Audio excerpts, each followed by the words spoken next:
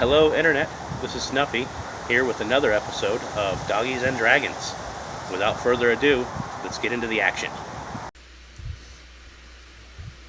Okay. So with all the baddies bested, now all you guys need to do is search the cave to make sure there's no other threats, and loot the cave, of course. I mean, come on, you gotta loot. Well, yeah. Yeah. I was gonna heal everyone first.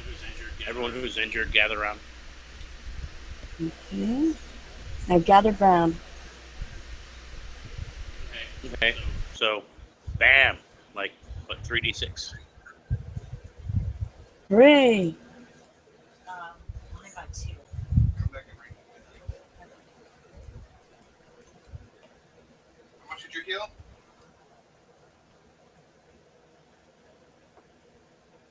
$3d6, I think you said. Mm.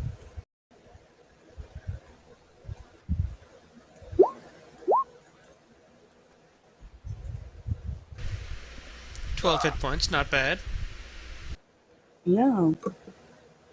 Not bad indeed.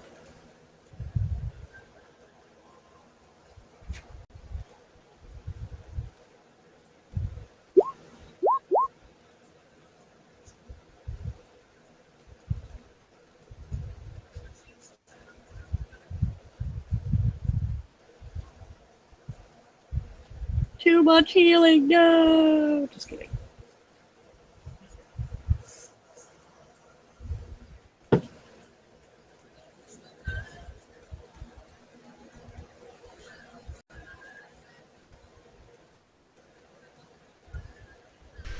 Alright, so working our way backwards from the mushroom farm. Searching the mushroom farm, Well, did we catch- you could harvest tons of mushroom if you want to from here. And like I said, a lot of these are I'd similar like to to harvest some. Yeah. So a lot of these are similar to portobello mushrooms, other than the fact that they glow, which is a little unnerving. Amongst the orcs' possessions, assuming you guys do a full strip search of all of them,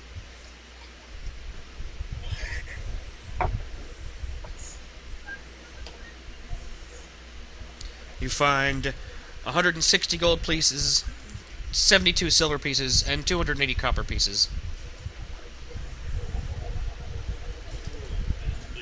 Who's writing down? I'll write it down if he says it again.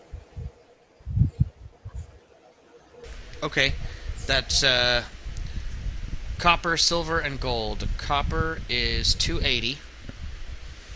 Mm-hmm. Silver is 72. 72 silver? Yep. And Okay. gold is 160. 160. Alright. And it looks like the pyros and the berserkers had cash on them, whereas the alchemist did not have any cash, but he had lots of elixirs and such. Some of the elixirs that were on the alchemist and the pyros, when you start to inspect them, are inert now. It looks like whatever magic they may have held faded with the lives of their owners. So very temporary type magic is the way the alchemist abilities work. So like any unused explosives and stuff on them, unless they were actually like regular alchemist fire, they're now inert and don't explode. Okay. Their chemical compounds were only kept due to the magic laced into them from the owner, which is weird. Doesn't really make a lot of sense, but hey, it's magic. But amongst them, you do still find 3 blue potions, 6 vials of acid. Oh, I have some acid potions already.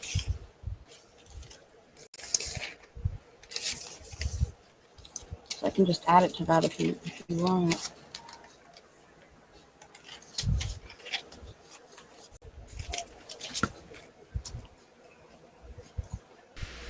as well as 3 vials of what looks to be Alchemist's Fire, but has that greenish hue that the other ones had,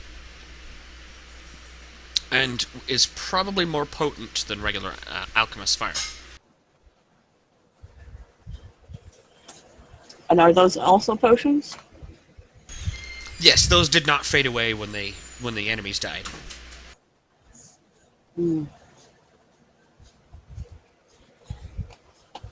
Well, right now I just have the 5 acid potions written down. Go ahead and write down 3 concentrated Alchemist Fire as well. Okay.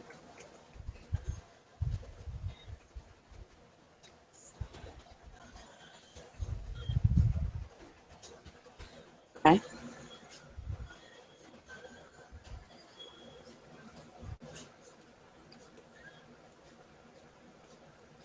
Oh, when you're searching the mushroom farm, you come across a rather important clue. In the cave that the alchemist came from, you see that it continues down to the south and descends, and it doesn't look like there's going to be a stop to this. And when you ask Urk about it, he says, yeah, that goes down into the dark nasty that none of us like to go down into. But there is a cart here full of stone. It looks like there's 4 giant blocks of stone on it. About 8 feet tall, maybe 3 feet wide. Do any of you have knowledge local or knowledge arcana? I have knowledge local. Yeah, wait, is it that same blue stone? Yes, it is. But now that you can see it in its real light, give me another check. Okay. That was terrible. I know nothing.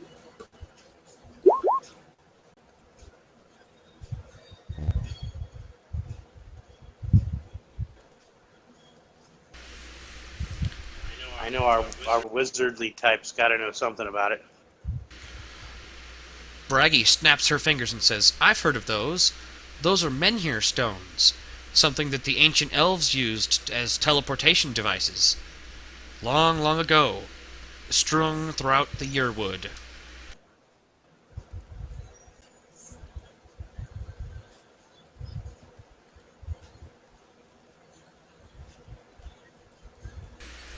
And it... Didn't we already kind of know that?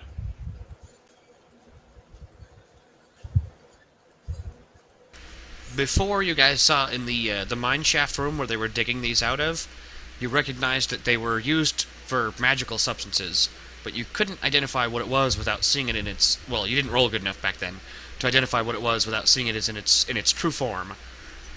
Or I shouldn't say true form, since natural form is its true form. It's sitting in the bedrock is its true form.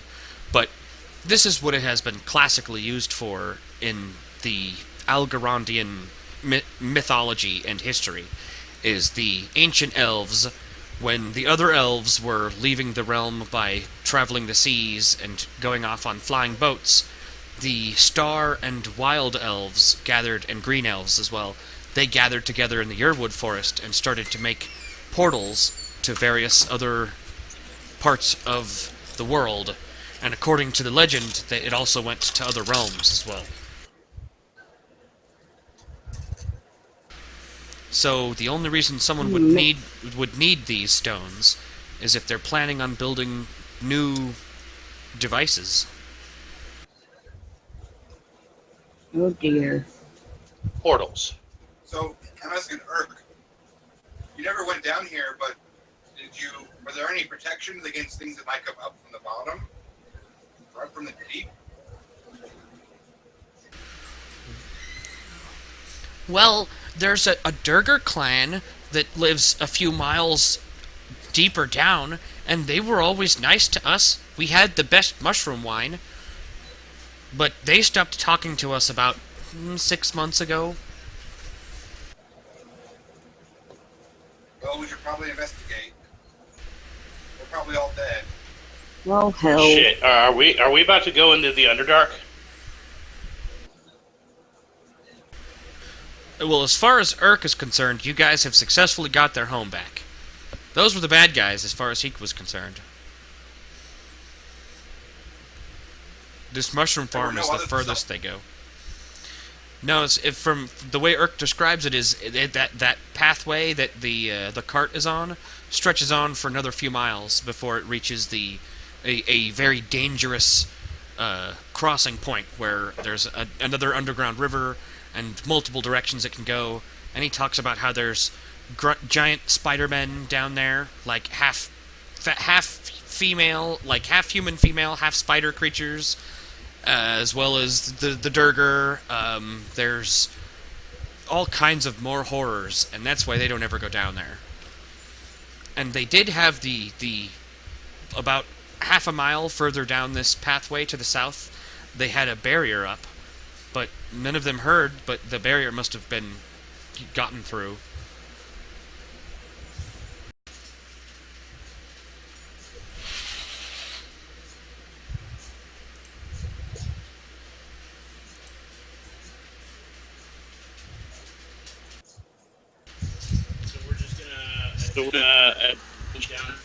Down far enough to see where the barrier was and seal it back up. Yeah. See if we can seal it up. Even if it's temporary, you know. It doesn't actually take you guys very long to go the half a mile or so down this little trail. And just like he described, it goes down to a point where it looks like there was a wooden barricade. It looks like there was a wooden barricade set up with a natural cave break.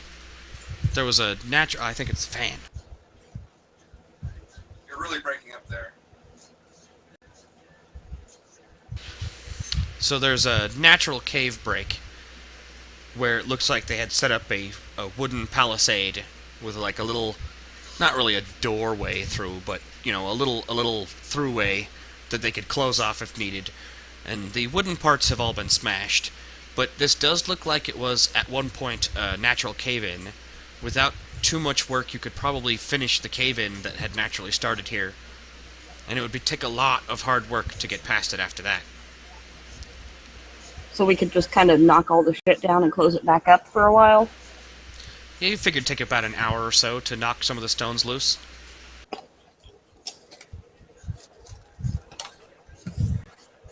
I mean, because I don't know that we're ready to go down and do this yet, but if we could at least seal it off temporarily, we'd be able to, you know, go warn the townspeople and Yes, we should prepare better. Go back and report back to the outpost we're at, and we'll save this for a higher level.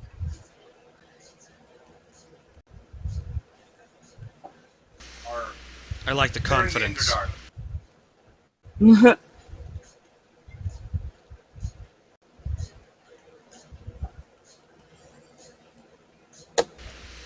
Okay, by the time you guys get back to the area that Urk is in, you actually found that he has opened up another little side passage.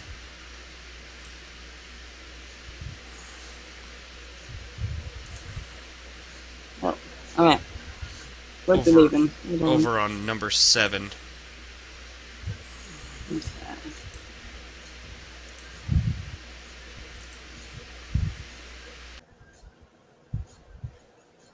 And this looks like to be... Well, it looks like this was a natural cave-in area, and it looks like the goblins have been using this area, or have been hiding this area, and no one has noticed it yet. And in here it looks like their burial chamber. You see many crevices along the wall where... Wait, where am I? Where's number 7?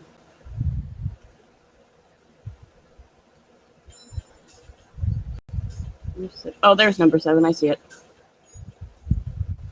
Nope.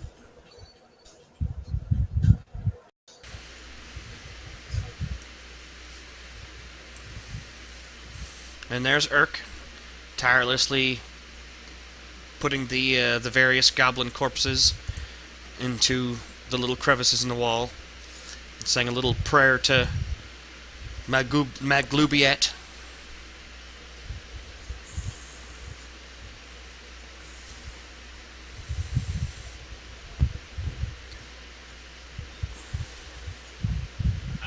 I won't say anything because if I like pray to my god for them, then that their god might be mad.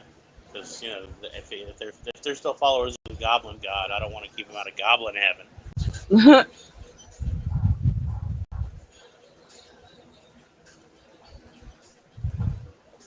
I'm sure Urk will appreciate that.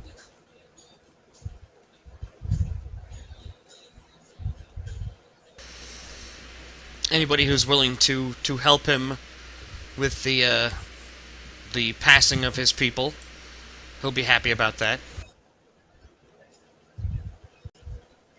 I'll help him out if he wants. Help him move some stones and stuff.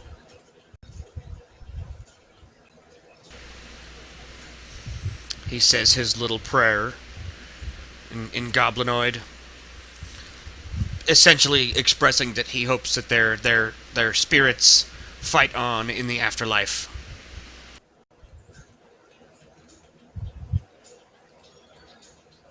May they raid plump chicken coops for the rest of their days. Yeah.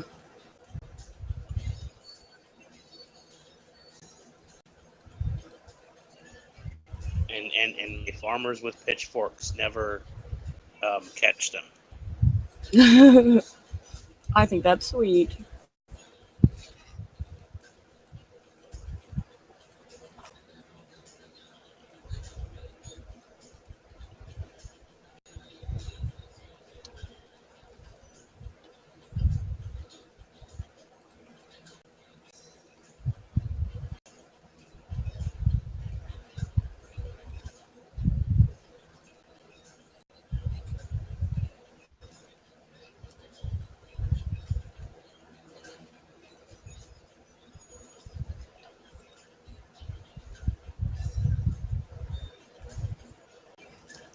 So after we seal the tunnel to the Underdark and help lay to rest all of the dead goblins, that's pretty much the entire cave system, and we have orc prisoners still. Oh yeah. And also that area that you fought those tentacle monster Falagar things. That area still has that magical rune in it, as well as magic that radiates from beneath it. Hmm.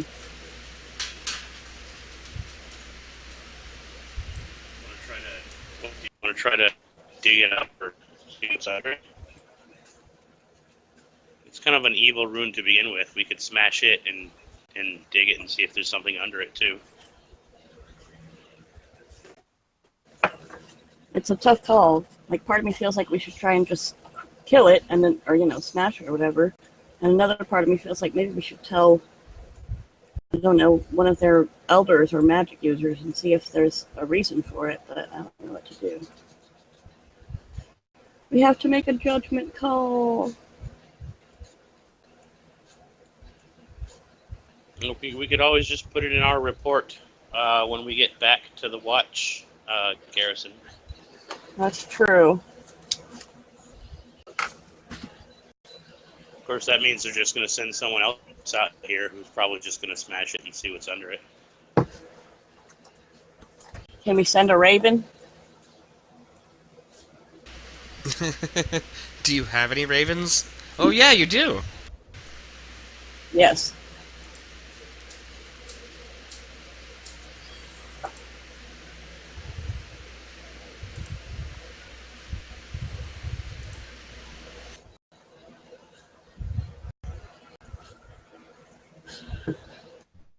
With the Arcanists on your team, you're fairly certain that you could dispel whatever magics would be on here just by using the spellcraft checks. Or with the Thief on your team, you could use Disable Device to disable it. Ah. I will have to consult with my team members. If they would like me to disable it, I will attempt to do so. Hold on, where is this at? I'm moving the team there. Hold on a second.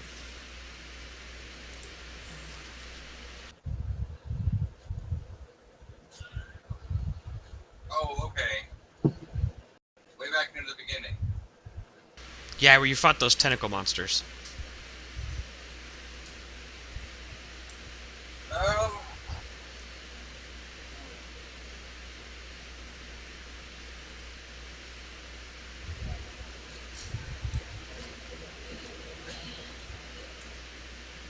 this was the rune that was protection and what was it, summoning or something? Evocation.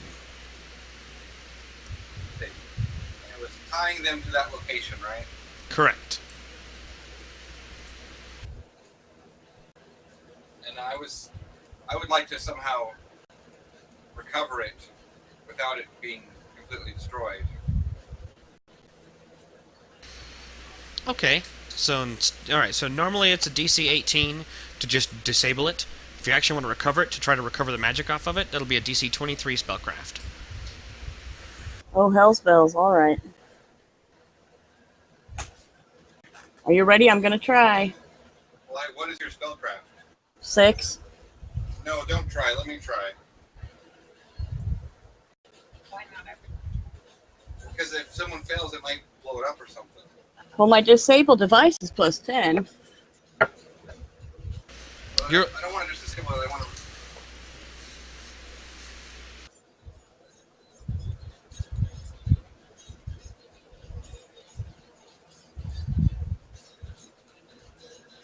So let Myron, like recover it, and then if he can't, you can disable it. Okay, that's fair.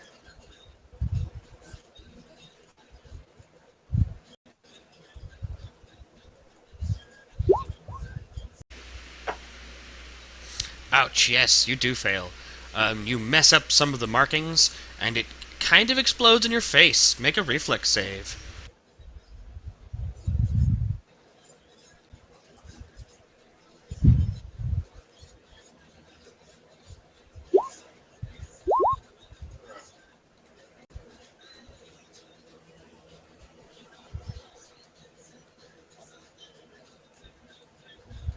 Wait, what? Okay, you take 6 non-lethal damage as a zap of electricity lashes out and zaps you. Ouch. It looks How much like was it? 6 non-lethal. Okay. Because it was here just to prevent those creatures from leaving, not to actually hurt them for real. But now you've been zapped by it. But it looks like the magic is still there. It's still strong. You messed it up a little, but you might be able to still recover something. The DCs have all been increased by 5, though. Oh, great. Wait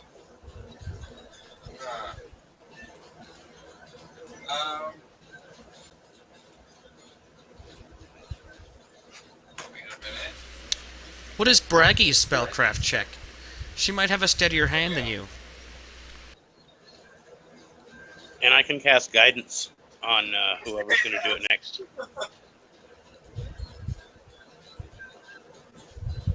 Okay.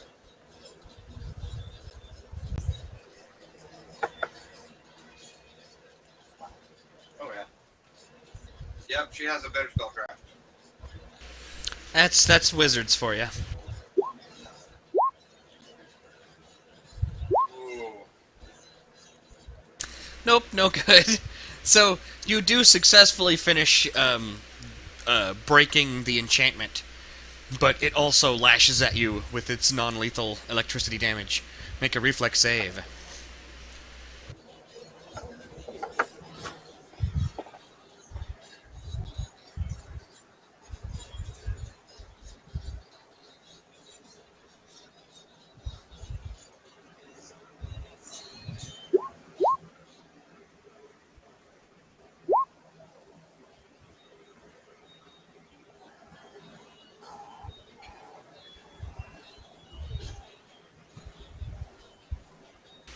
$14? No, not good enough. Ouch, and you take 9 non-lethal damage from electricity. But you do successfully banish the arcane rune.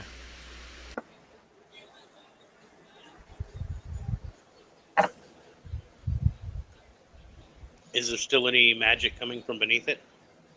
Yes, Yes, there is still magic coming from beneath it.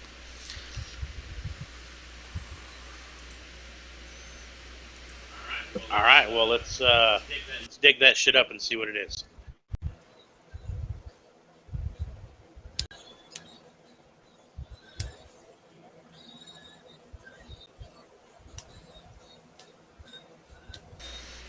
Okay. Buried underneath the rune etched on the floor is a small metal chest. It looks like it is locked.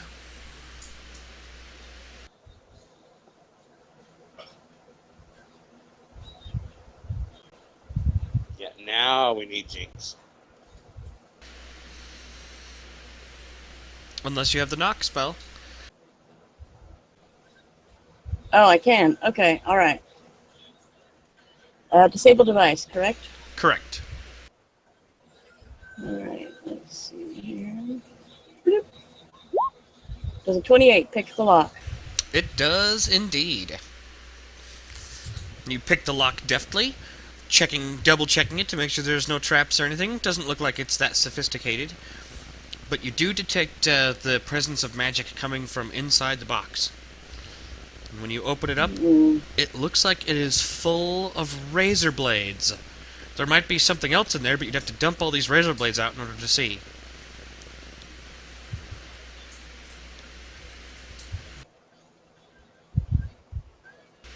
The people detecting magic will notice that the razor blades themselves are radiating magic. Whatever they are, they're magical. Okay.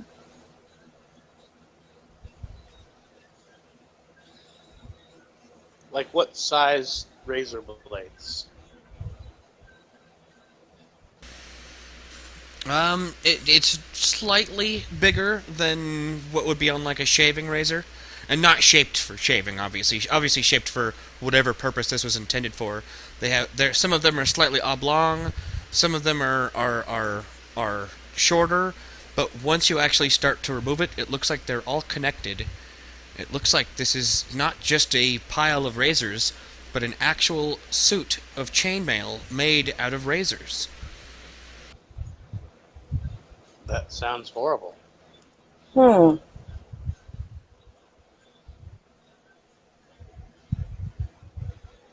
Like, would it slice the person who wears it? It looks like it would. But it's magical, so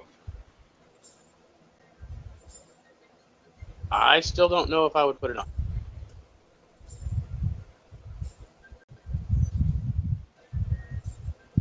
I mean, no, I'm not going to put it on.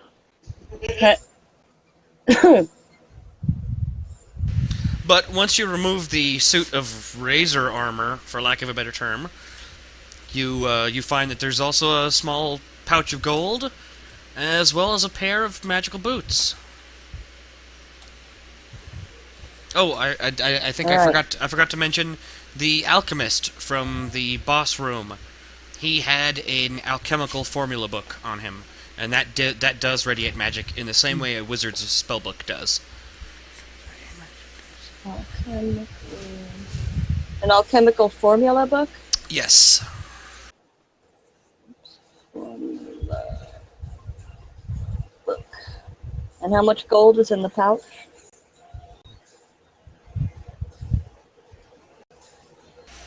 $200 gold.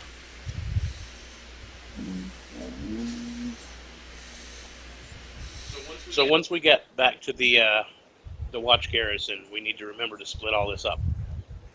Yes. And you said there's some magical boots?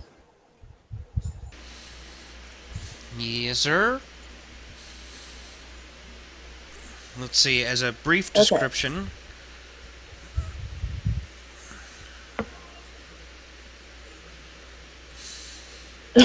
These are high-soled blue boots. Awesome. Looks like they'd be very comfortable. Looks like they have great arch support.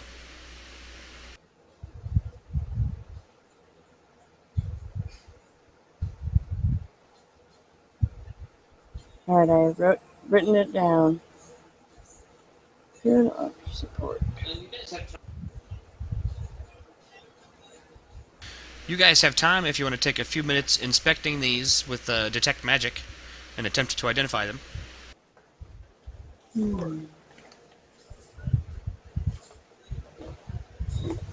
I do not have detect magic, so I must do so. Yes, detect magic, detect poison, detect everything. Detect everything. Yes, we can do all that. Let's see. Jinx can detect evil. I can detect poison, and Myron can detect magic. So we detect everything. Right. You don't detect evil or poison, but you do detect magic. Well, and Braggie's better at spellcraft, so she'll be the one that figures out what they are. Does Braggie also have detect magic?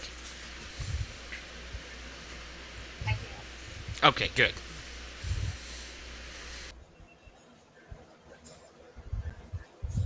Vegetables.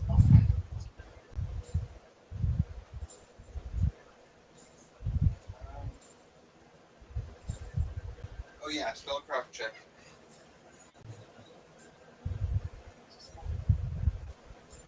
How many are there? Okay, there's the magic boots, the razor armor,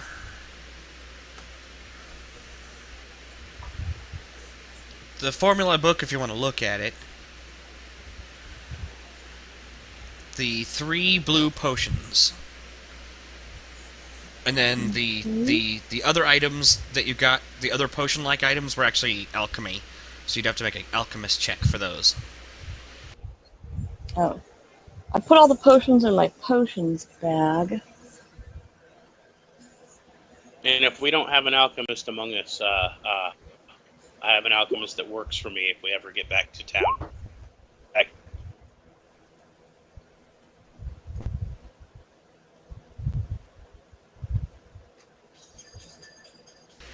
So it looks like 2 of the potions were Cure Light Wounds, and 1 was a Cure Moderate Wounds.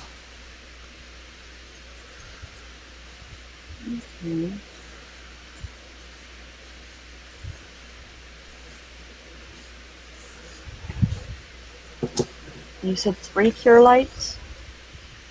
2 Cure Lights and 1 Cure Moderate.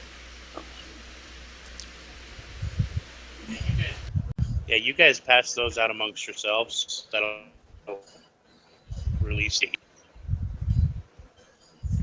1 cure moderate.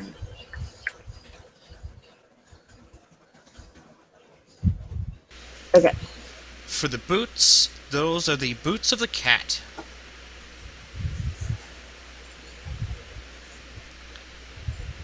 Okay. Not Boots only, of the cat. not only do they provide a great deal of comfort while wearing it, they also make the wearer appear a little bit taller than normal. The boots, the wearer of the boots always takes minimum possible damage from falling, as if the GM had rolled a 1 on each die incurred by the falling, and at the end of the fall always lands on your feet. Minimum falling. Always land on feet. Feet. Okay. And I already have magic boots, so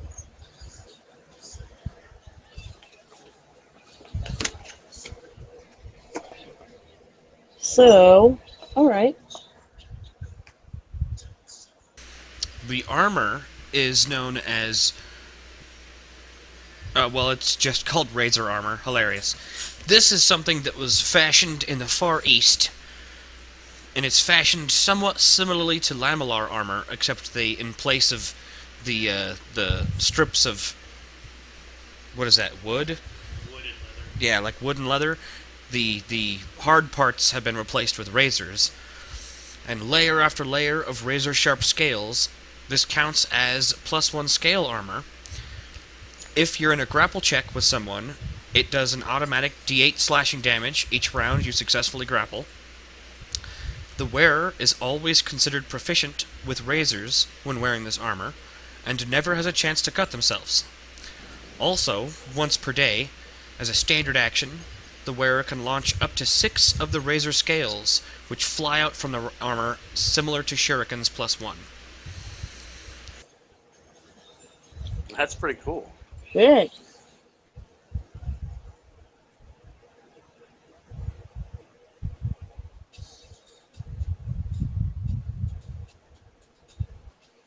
It's not really my style, though. But it is pretty cool. Someone should wear it. What size is it? Fit for a medium-sized character. It looks like it was actually intended for the orcs. This looks like it was some sort of prize. It looks like this was some sort of reward or prize intended for the orcs. Hmm.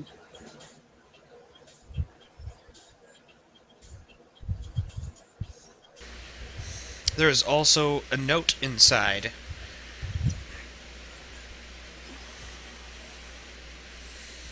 The note inside the box, once you've reached the very bottom, says, "Good job. I am surprised you were able to do the task."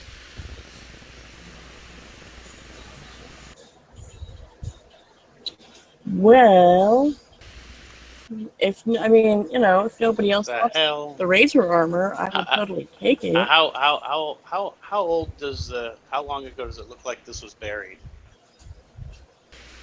About a week.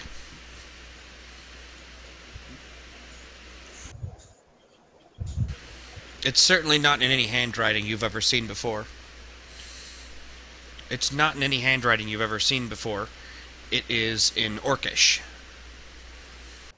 Hmm. Alright, I was gonna get creeped out for a second, but this doesn't look like it was for us. Someone else's treasure.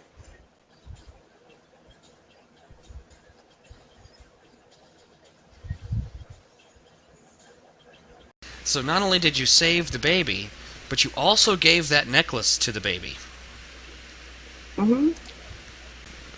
And you saved their little home here.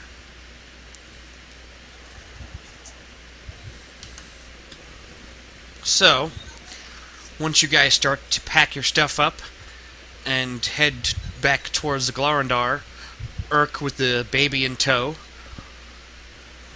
you guys are reflecting on your experiences here, and for a total of, let's see, that is 8,000 divided by 4, so 2,000 XP apiece. Where? Where the heck is my XP? Sweet. I think we're gonna level.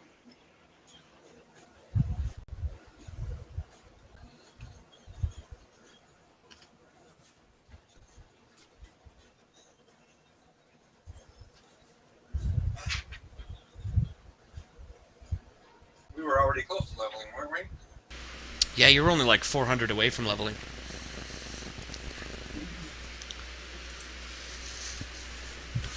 So we're gonna level up on the trail back to Glarenthar. And it'll bleed over a little into once you're at Glorindar and you guys have a nice rest and stuff. By the time you guys wake up in the morning, you'll have gained a level. Cool. Then we can send all these orcs home finally. But before we get to that, now that you guys have looted and stocked up, and you start to go back out of the silver mine, following the trail that you guys made on your way up here, you only get about an hour along the trail on your way back to Glorindar before you hear a strange voice. He has returned! He has returned!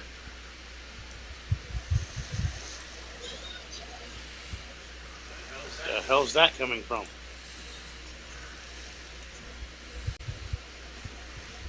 Yeah.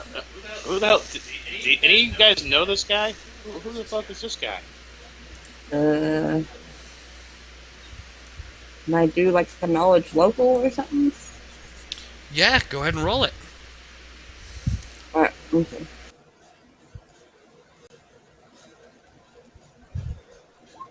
14, do I know anything? There's a lot of hermits and crazy people that live out in the Irwood. This just might be one of them. Oh, is he a druid? Well, Braggy rolled a 25 in local. He does bear the markings of a druid.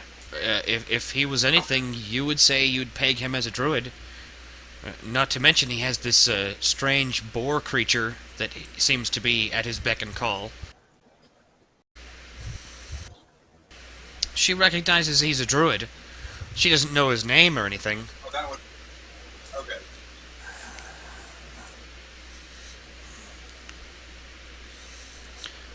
And Well, good druid of the Yearwood. What is this Duskwalker, and where is it returned from, if that matters? the Duskwalker, he is an ancient star elf evil. He sought undeath long before his age to die could come. And he realized that even as an elf, thousands of years would still kill him. So he sought life after death.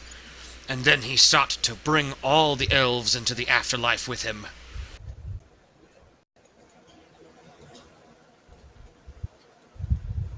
Yeah, that guy does sound like he sucks. Yeah, I have what an ass. I have seen a vision. The Duskwalker returns. He walks the earth again.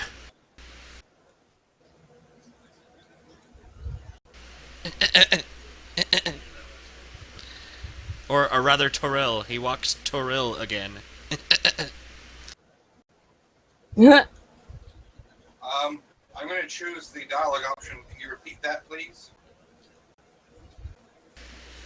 The Duskwalker. He returns. He walks Toril again.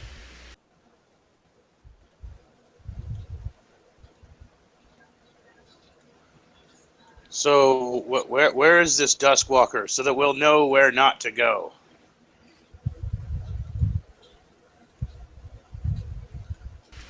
My vision did not reveal his location, only that his dark soul has returned to this world. So just generally somewhere in the world. Well, he was an elf of the Yearwood, so he is likely here again. People have a way to not stray far from their homeland.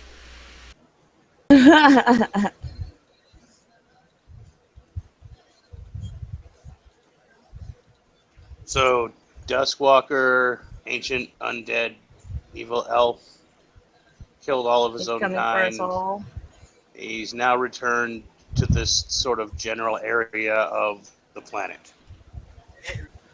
He seeks to bring all elves into the undeath with him. No!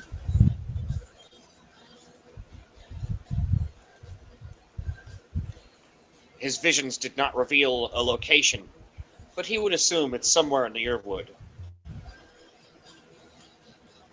Duskwalker has returned.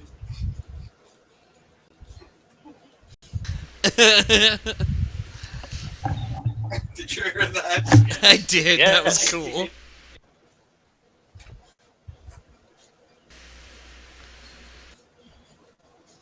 I heard something, but I don't know what it was.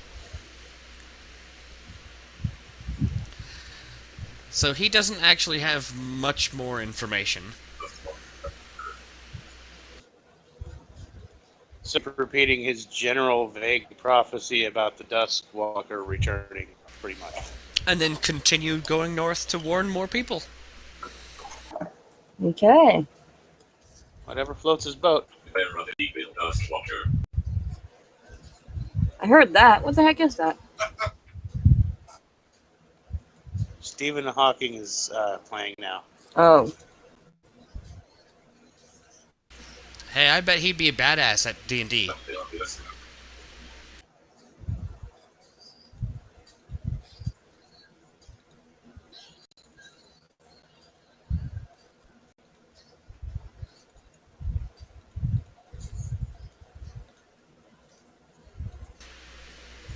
Okay.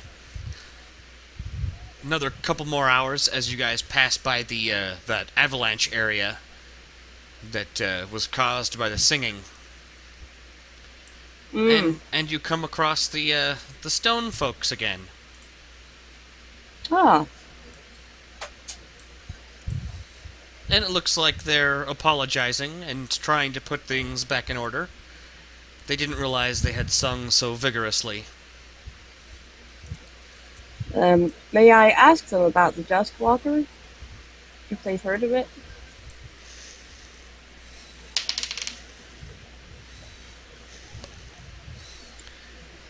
They have heard of old Star Elf legends, of an evil Star Elf that had gone undead and tried to force other elves to go down that route. But other than the basic information that the old druid hermit told you, they don't know much else. Alright, that's okay. So at least someone else has heard of it. Yep. And with ease this time, you're able to pass through the avalanche area, since they're there to assist you, and they're putting things back in order to make this into a trail again. And before you go, they say, tell the leader of the keep that we do not forget our compacts.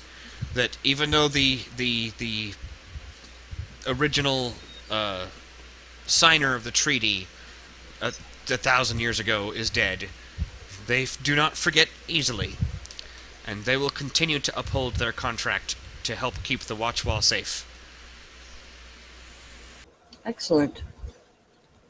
I will wish them well. Yes, and thank them.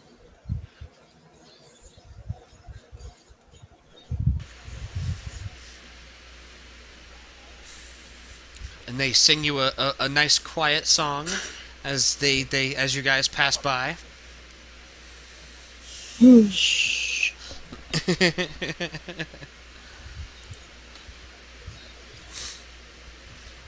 And you get back to Glorindar with Urk in tow. Oh.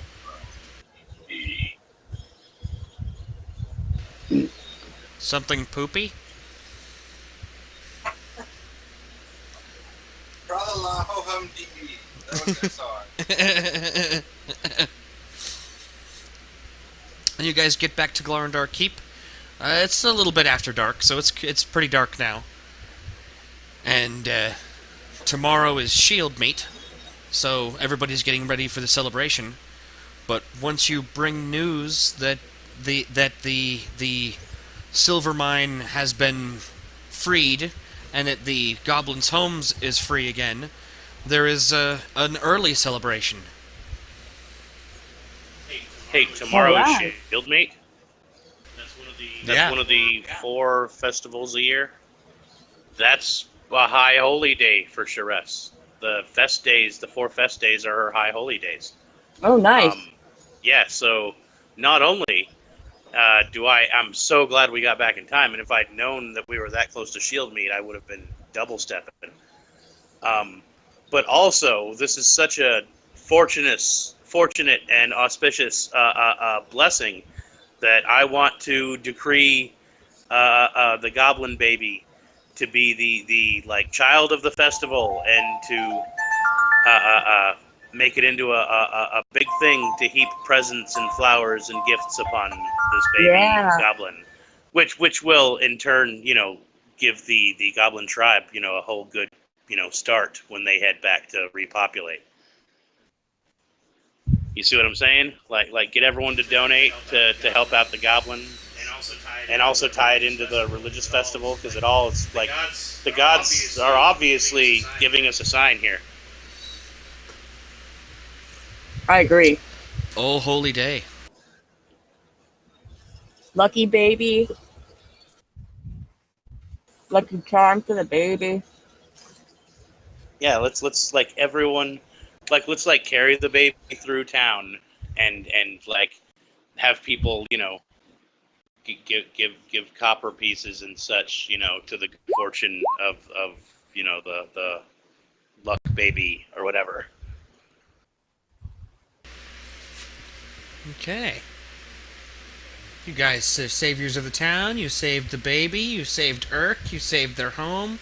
You guys are saviors. And that night, they throw a pre-celebration.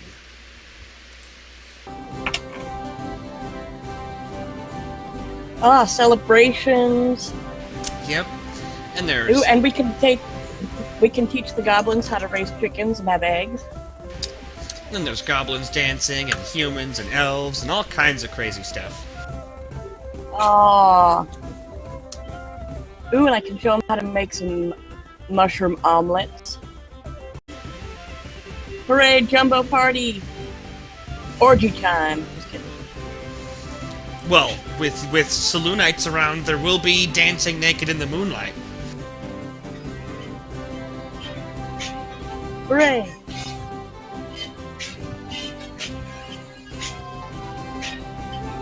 Sweet. So it's time to celebrate shield meat. Come on! Woo!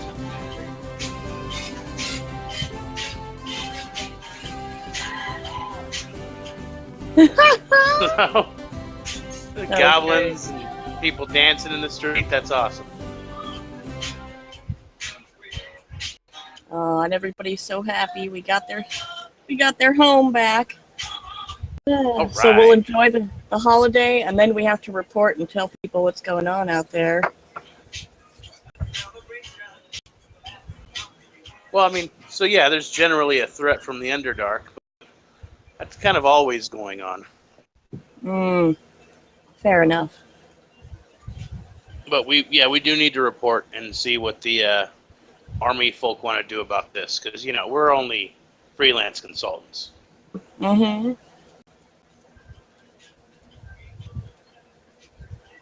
But it went really well, and we got some loot we can split up or sell or whatever we do. Awesome. Yeah, I don't know. Wearing a razor armor just doesn't really go well. I don't think my goddess would approve. I hadn't considered that.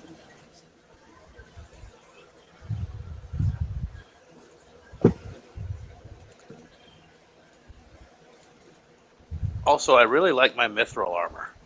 Yeah, me too. Can't blame ya. The benefits of mithril are very nice. Now we could always just put it in like a storage, or let one of the hirelings use it later. True. We could put it on display as a trophy in the temple that you built. Well, if we're gonna put it in the temple, I'd rather have like one of the hirelings using it for one of the guardsmen or something. Fair enough. So, later that night, after the celebrations die down, you guys meet back up with Captain Aural and say your goodbyes to Urk. Good old Urk. Have they successfully learned how to...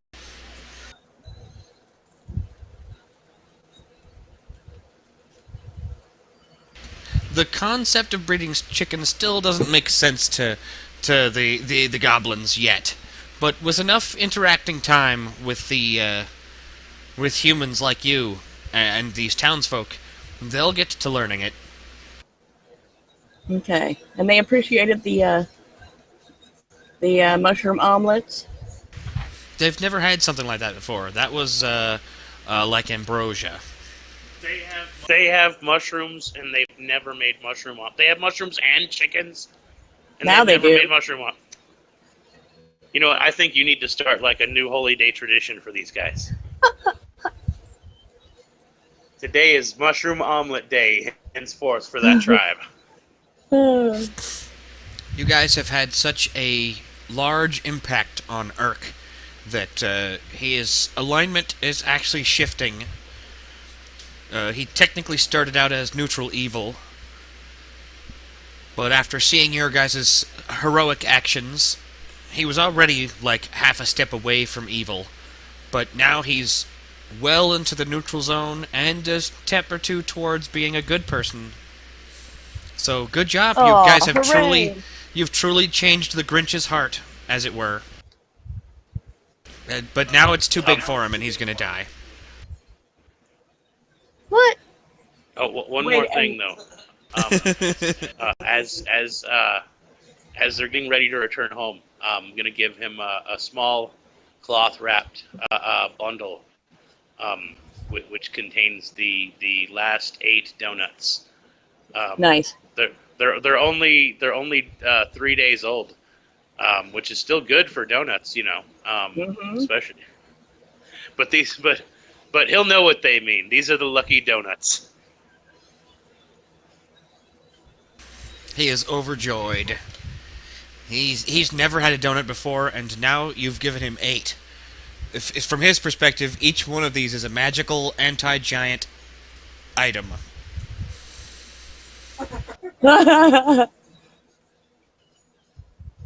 This is a magical spell that saves you from giants. Well, no, no.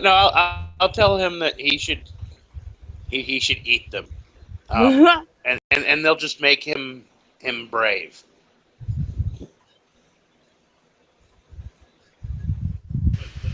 But they won't actually protect him from giants.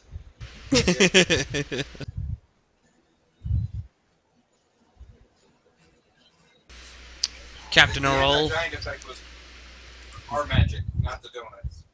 Ah. So those are just spell components. Yeah.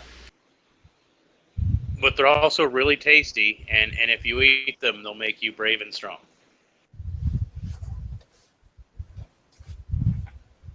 Lots of carbs, you'll have all kind of energy for a fight.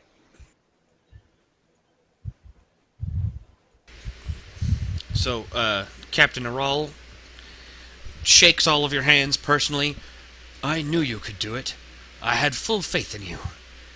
Thank you so much. I think you have truly changed the landscape of the way we are going to interact with other intelligent species here. Aglarond will truly become a melting pot of anyone who is good-hearted, regardless of their skin tone. Yay.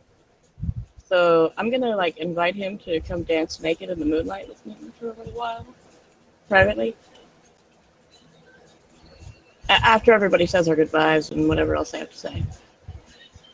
Now, I'm gonna give her guidance before I give her a wink and a nod. Good job, he's handsome.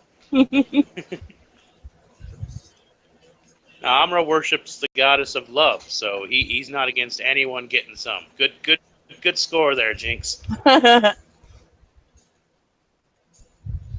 You guys sneak off in the middle of the night, and romantic music starts. Near, far, wherever you are. As the camera slowly zooms in.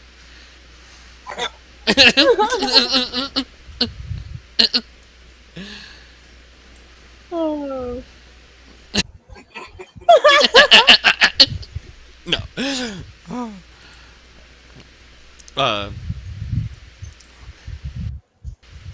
So you and Captain Orol, will say dance the night away. Yeah, that's how we'll put it. He's not a married man, and he's more than happy to. Okay.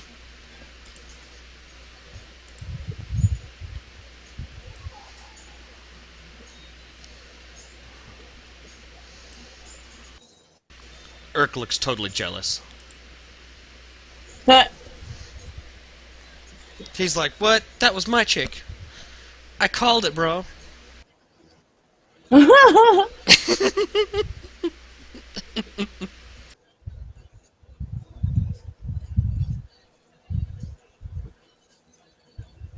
I think all of the goblin chicks are going to be all over Urk now. Orol does officially award you with the promised amount, 1,500 gold. Okay. Damn, Jinx! I didn't know you were that good. Yeah. I'm kidding. I'm kidding. No, we split that. That was each, right? No. No, I don't think so. I have to use my calculator so that I know how much to split this up. 375. Oh. Show off. Well, because there's also the other gold. There's the 1,500. No, just write it all down and we'll add it all up together before we split it. Oh, okay. That's what I did. I wrote it all out. Okay, before we move to the next step, the alchemy book is full of stuff. I'll send a link as to what all alchemical formulas are in the book.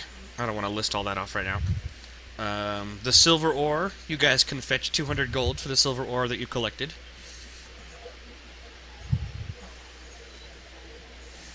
$200 gold for that? Yep, 200. Okay.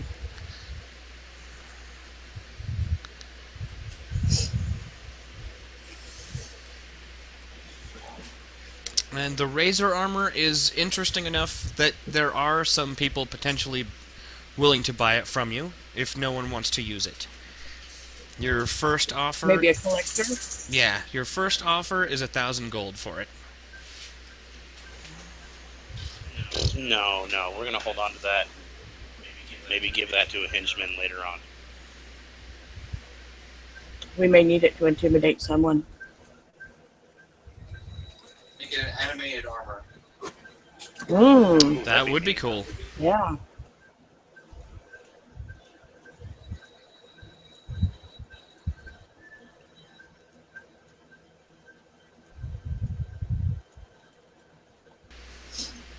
Alright, I think that's everything. You guys have a very peaceful night. Full of I was gonna say gratitude, but I guess the other people who are full of gratitude currently. And the next morning, before you guys really make your plans on what to do with the day of Shield meet itself, like whether or not you're just gonna stick around in town and join in all the celebrations throughout the day, or what are you gonna do? In the early morning, a seemingly beautiful, she's covered in tears and doesn't look at her best at the moment, but a beautiful young star elf girl, sobbing and saying, "I heard that you were all heroes. Would you please help me?" No, go away. Just kidding.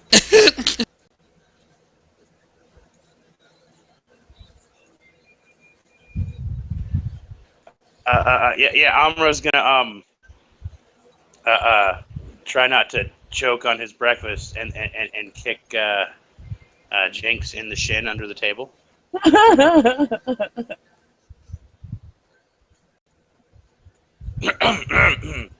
Yes. How can we help you? On this most holy of days, no one should be in tears. And I'll hand her a handkerchief. My sister's been missing for weeks. She never came back. She loves to go out into the woods and talk to the animals, but she didn't come back. It's been over 3 weeks. She's never gone this long.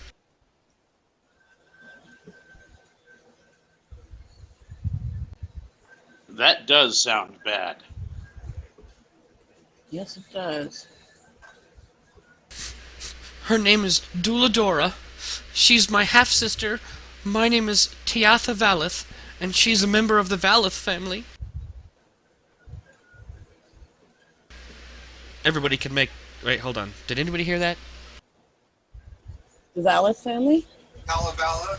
Yes, the Valith family. Anybody can make knowledge local checks to see if they've heard of the Valith family before. I got a 20. Do they make the sampo? The Sampo. Well, of course, our half-elf knows about the elf family. The Vala family is a rather well-to-do. It started out as a merchant family, like a couple hundred years ago, but now they're fully into the noble status with the amount of money they've made. And while they've technically made a good deal of money off of logging, which a lot of elves look down upon in the Yearwood, they've also done some of the more lofty things. So you wouldn't say that this is a bad family, but it's definitely a prosperous family, for sure. Okay.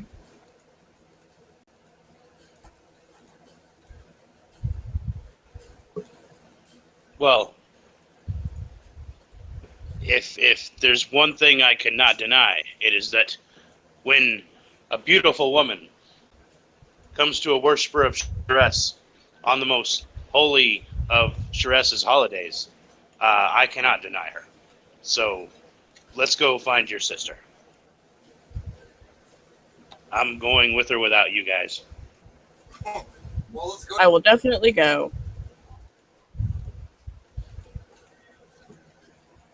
Are we all rested up for the evening? Everyone's healed and such?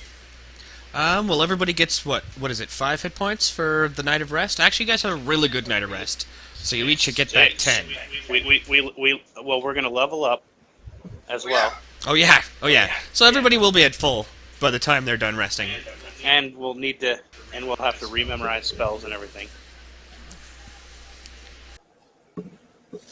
So, do we take this time to level up, or are we waiting for that? This might be a decent time to stop.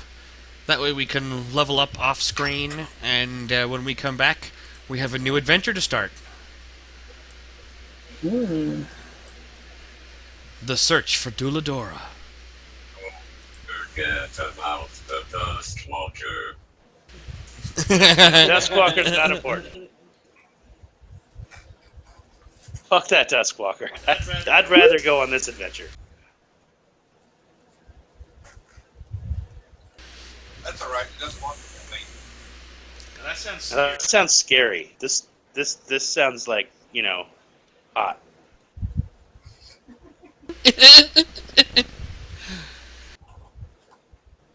She's gonna opt to come with you because she really Of course.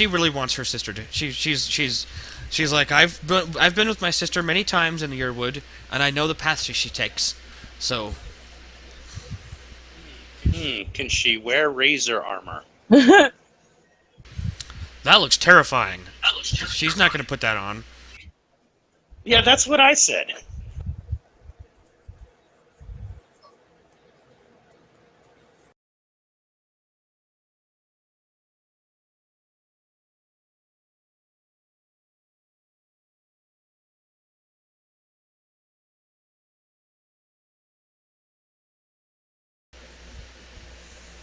Okay.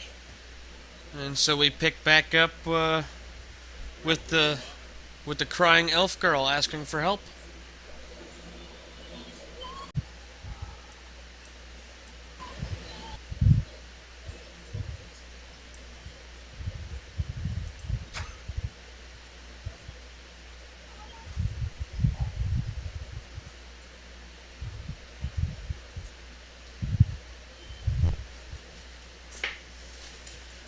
Okay. So we left off with a great celebration and the Duskwalker prophecy and the rock creatures helping you through an avalanche. And of course you clearing out the silver mine and getting the home for the Cloud Ripper Clive. The Cloud liberating. That's new. I've not heard of that. Yeah, liberating the home of the Cloud Ripper tribe of goblins who are much more helpful than other goblins you've met. Very friendly indeed. Good. Good old Urk. Urk the Gobbo. And now he's hard at work making his home again. When you rip one, that's like when you fart. So do they like fart clouds? Because they're cloud rippers. Hmm. Cloud rippers. No one has stinkier farts than they. Nice. So, you are approached by a young elven lass named Taitha Valeth. Taitha? Taitha, yes. Taitha Valeth. From the prominent Valeth noble family here in the Yerwood.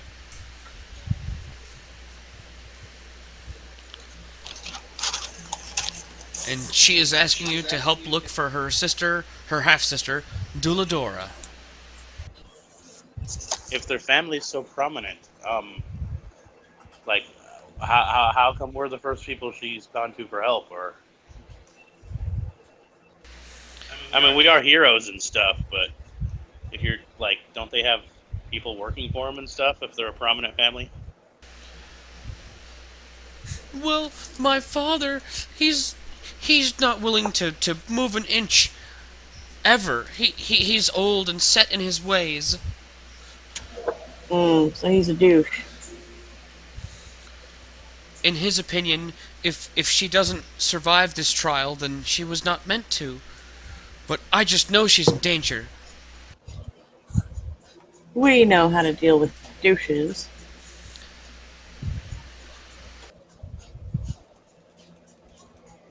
That should probably be out of character. I bet. silence. I can deal with you, douche. It's squirty time.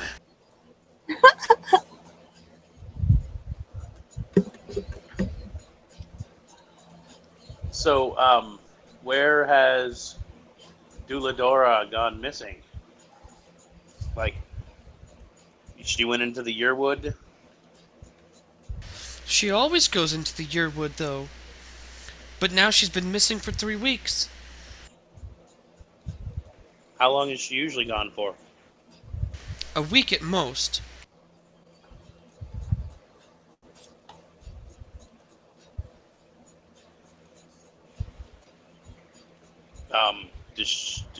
Are there people like living in the Yearwood that we could talk to, or is it just like a wild forest? No, it's well populated. Wood elves and star elves and half elves all over the place. But there's also many fae, and they're not always the most friendly. And of course there's darker creatures. Darker creatures always lurking in the deeper forests. And you said the Yearwood? The Yearwood. I'll switch it back to the travel map so that you guys can get a better view of it. Thank you.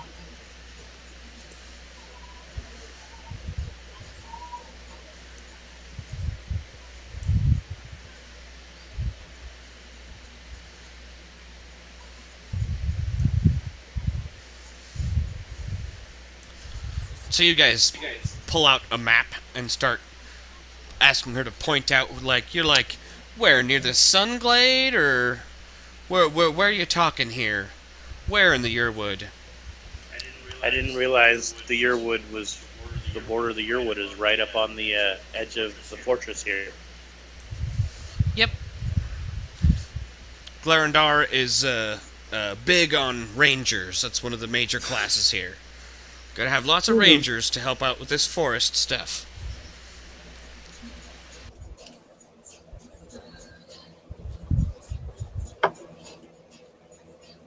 So where is she from, and where does her sister usually go into the Yearwood? Where's she from, and where did her sister go? So my family is from Messring, south of Emek, and near the border of the Yearwood itself. But we visit Glarendar for many months out of the year, usually in near the summertime.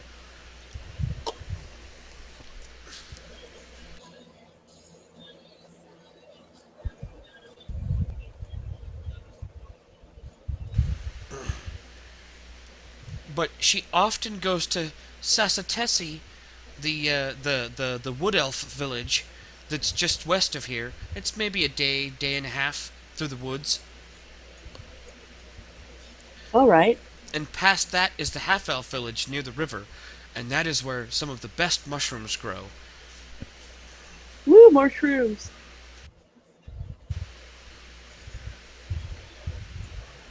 And often she'll go there, but only like twice a year, maybe. I thought maybe she had gone there, but I sent a bird and there was nothing. It never came back. Suspicious. You say you sent a bird. How did you do that? What kind of bird? A messenger bird. Our family trades in pigeons, among other things.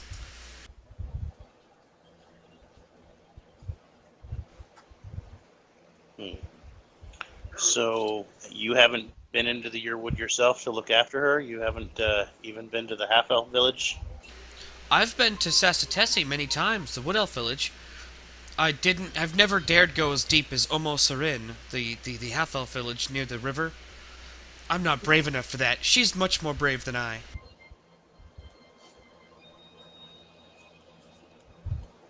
Well, it sounds like we should start there if that's where she usually goes. Agreed. Ask questions. It's We'll only, kick you said, ass a and day take and names. a half away? To Sassatessi, yes, it's only a day and a half away. And I know the way. Follow me. And she starts to traipse off. We're gonna go find my sister. Yay! Did she appear to have like traveling gear or anything? Does she look prepared? She's What's, wearing it- fine clothing. They would look like they're not the 300 to 500 gold piece outfit, but like a fine dress, something that would be worth like 50 gold, easy, like an elegant dress that she's wearing, something you'd Maybe wear we to a could, nice ball. Call her back and get her prepped just a little bit. I'm sure that I have something yeah. that would fit her. What? She even has a silver dagger. Okay, she's gonna get robbed and killed. All Go right, get well, your girl. tell you what, I'll go buy some provisions in town. Shit, it's a festival day. Are the stores even going to be open? For the heroes, yeah. Well, you know what? If nothing else, I buy a whole bunch more pastries.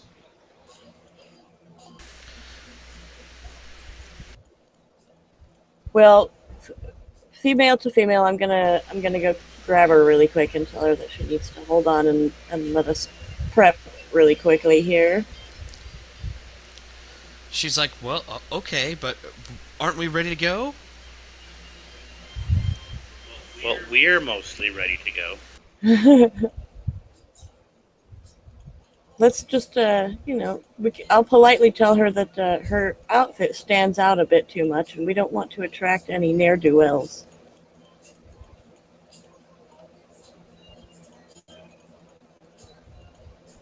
Okay, I'm going to go buy some last-minute provisions, Okay. food-wise. You take care of her, and Myron and Braggy. I don't know if you wizards have any stuff you need to do. Did you get all the scrolls, spell scribing you needed done? Yeah, I got the ones I wanted.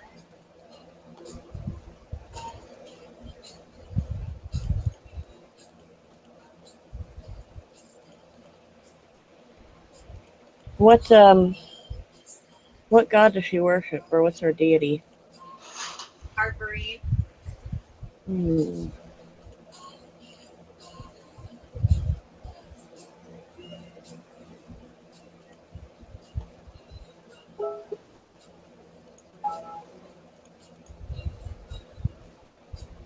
Okay, Arborine. And what about Tyatha or whatever her name is? What's her deity? She worships the Seldarin, the great combination of the various elven gods that happened, I don't know, like 1,000 years ago or so. Corellian Lotharian, Hanalini, Selene. I don't know. There's like 5 or 6 good gods of the elf pantheon that all sorta combined their powers together into a super elf pantheon. Okay. Can I recommend that she go say some prayers for a safe journey and safe return of her sister before we head out? It'll give me time to prepare. Well, that seems like the fitting thing to do.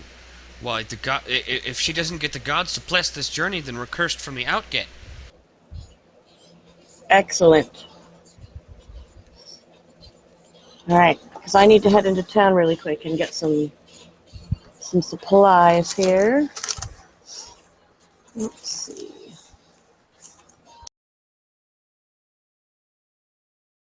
Okay, so Jinx, Lint,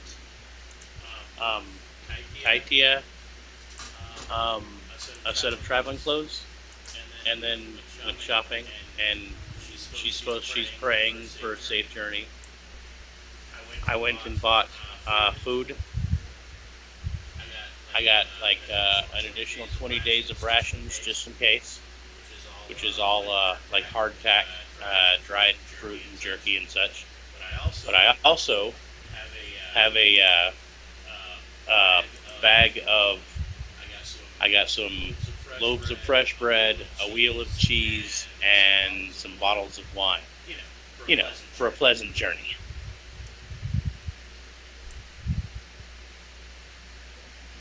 Yeah, I was getting some deer too. I got a moon rod in case I need to see. And Restock my rations here.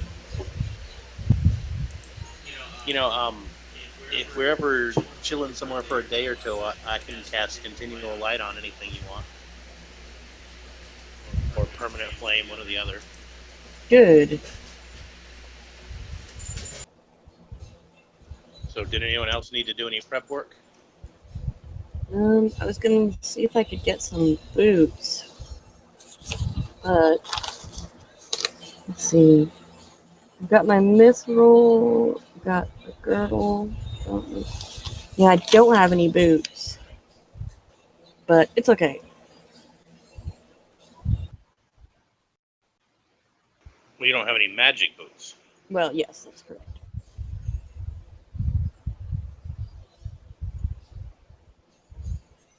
It doesn't appear I'm wearing boots of anything that help me in any way. Well, they just keep my feet from getting splinters. They're +3 against splinters, though. So, is everyone's got their shopping done? Taitia is wearing some more sensible clothes, and Yeah. we can what did you make help her her with? feel useful. What did you help her with? I just helped her get changed into something a little more travel appropriate, Ah, and like a Xena outfit? gave her my spare. Let's see, what weapon did I have sitting around? I think I had like a +1 quarterstaff or something. Could she use that? Oh yeah, that's a simple weapon. And so she can feel useful. Yes. I will let her carry the pack of food, and such that I just bought. Yes. She won't look so out of place traveling she- with us. Right.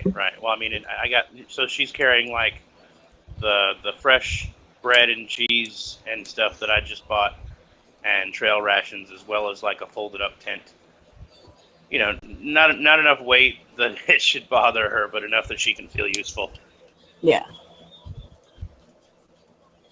Also, we can gauge her abilities as we get out on the road. What is it? Yeah. Sense motive to try to determine how competent someone is or what the level is and stuff. Yeah, and she's actually a very open person, so she's not going to be trying to hide anything.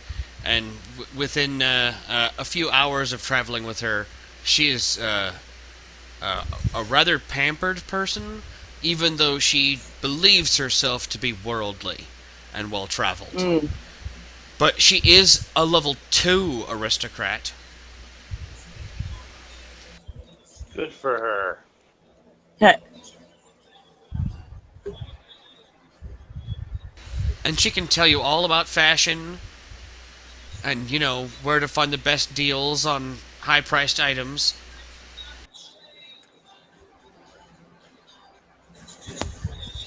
Well, I'm going to attempt to show some genuine interest in that as we walk along.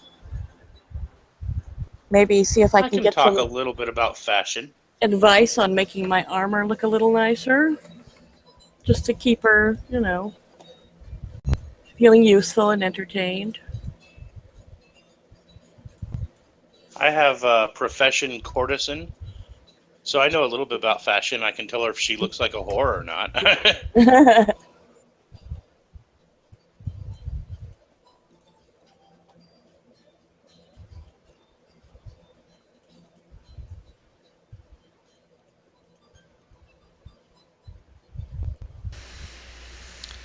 So you guys fully stocked with food and fresh equipment and scanning everything to make sure there's no evil or poison or magic or anything else involved. You guys set out on your trail.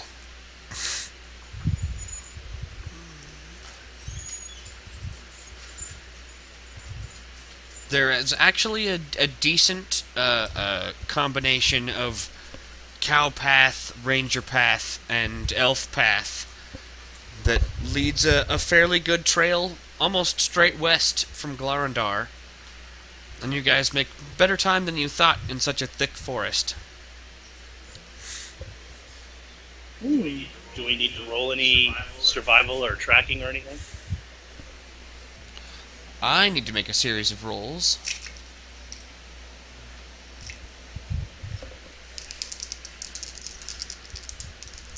Is everybody here? I don't hear everyone.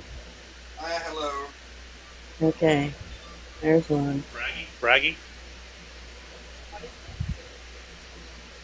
All right, I can barely hear you guys, just so you know. Yeah, Myron and Braggy sound like they're pretty far away from the mic. What are we doing? We're just traveling. We've set out on the adventure. We're traveling. Okay. You guys have started doing the legwork in the Yearwood. Hour by hour passes as you guys have a fairly pleasant trip. Beams through the tangled trees of the Yearwood dapple the trail with sunlight and create a twilight gloom beneath the boughs. Even at high noon, things are dark under the thick forest. In places, the canopy... Sorry? Go ahead. In places, the canopy is so thick that night seems to fall over the forest floor, and the sky appears only at twinkling points of light in the treetops. It is a realm of wonder and magic, and it's easy to believe that mythical star elves once called this primeval forest home.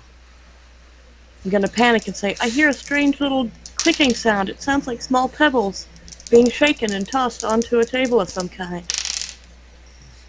That's what it sounds like. Sound of doom. Can I make a survival check to avoid getting lost or natural hazards? It seems like this is a fairly well-traveled cow path, or whatever you want to call it, elf trail. Many people have different names for these. And it seems to be fairly straightforwardly going west.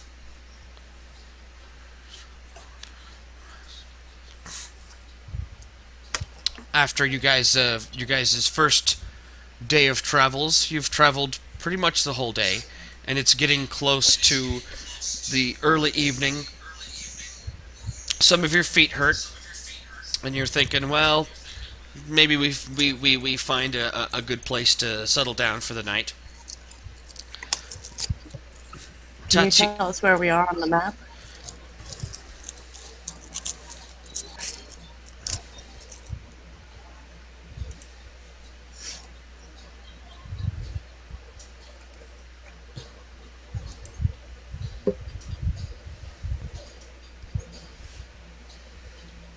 So we're looking for a place to settle down for the night. Yep. Do we need any rolls on that, or is this just such a nicely traveled woods that there's rest stops available? It's not that nicely traveled. Go ahead and give me survival checks to find a nice place. Alright.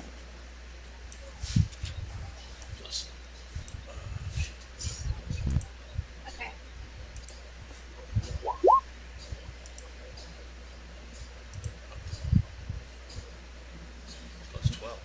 Nice.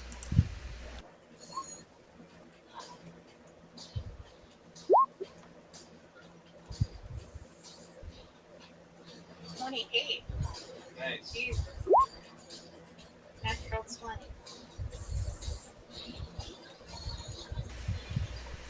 Everybody did good. Woo! I got the lowest. I didn't have any bonuses on survival. As you're all putting your heads together and figuring out the best place, you're like, okay, those kinds of trees provide really good natural cover, and that looks like it might be a little natural cave over there. Most of you notice, wait, not too far from here, to the west, you see smoke. Maybe like chimney smoke. Hmm.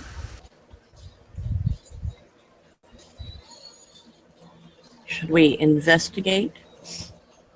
I can use stealth, and I have a plus now to... Where is it?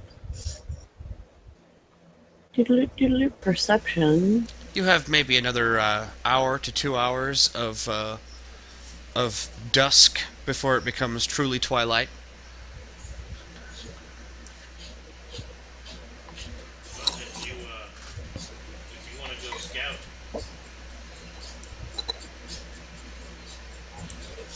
Yeah, I probably should.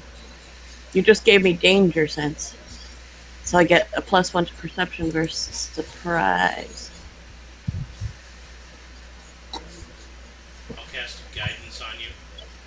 So if you need to make an attack roll or a skill check in the next 5 minutes after you start, you get a +1 on it. Okay. Guidance.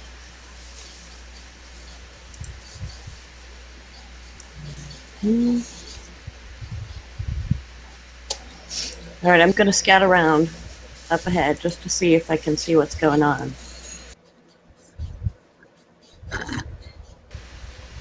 Yeah, that was a pretty big dungeon you guys cleared. Good job. Huh?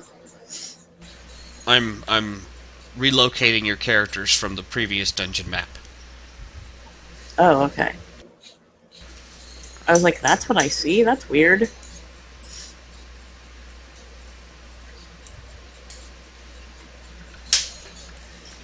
So this does look like a beautiful magical forest. And it looks like to the west to southwest of where you're at, there's smoke coming up on the horizon. And when Jinx starts to do some scouting, she notices that closer than that is what looks like some dilapidated ruins. Uh-oh.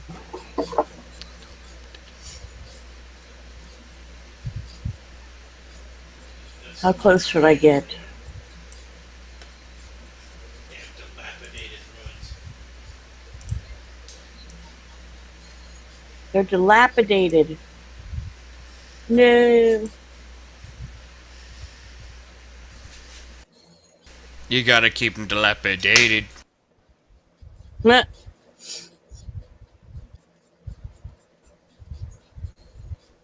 Do I see anyone there? Jinx scouts ahead a few yards. Once Once you get about 30, 40 feet from the party, I think that's 30, 40 feet. Hold on. Yeah, that's about right. Yeah. Once you get about 40 feet from the party or so, the hair on the back of your neck stands up. Oh, I'm sensing stuff. I'm gonna sense various things. What is it? Evil and whatnot? I think it's just evil.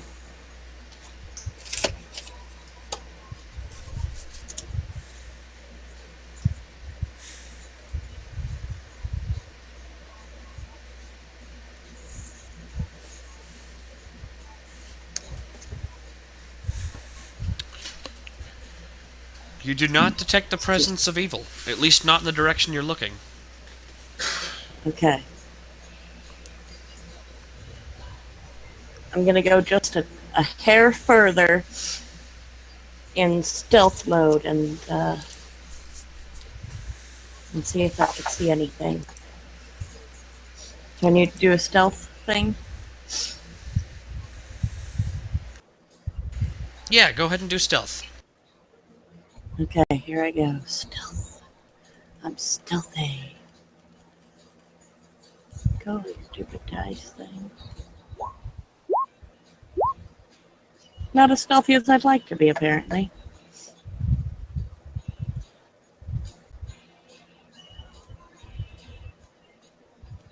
I may have tripped on my way to being stealthy. Alright, so I got a little closer. Did I see anything?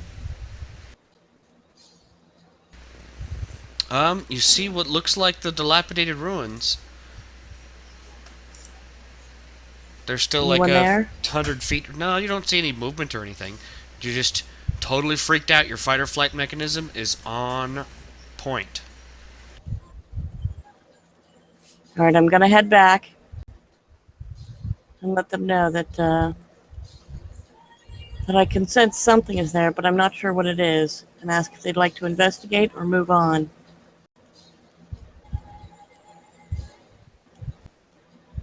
What did you find? All I can see is the dilapidated ruins. I can't see anything, but I can feel something is there. You're just paranoid. Kiss my butt. As we start bickering, a beholder comes out and kills us all. Just kidding. I didn't say that your paranoia was unfounded.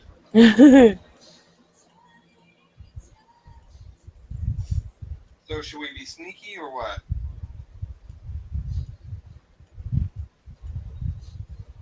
Put some distance in Ooh, the I water. don't know. As you guys are chatting, all the hair on all the backs of your neck start to stand up. Even Taitha says, I feel kind of weird. What's going on? I'm gonna ready in action then. Can I do that? Yes, we're on alert status. Perception, everybody, right? Yeah, we should be looking out. Yeah, everybody roll perception. Okay.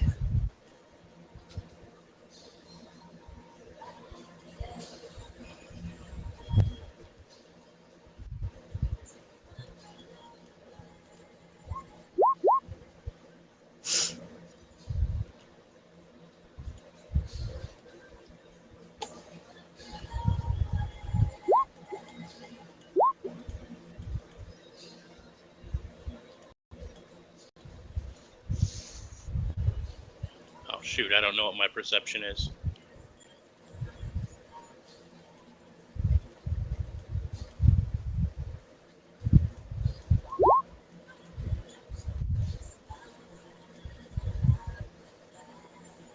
So Myron can't see shit, but Udu can see everything I can see. I'm just see Uru's beautiful scales.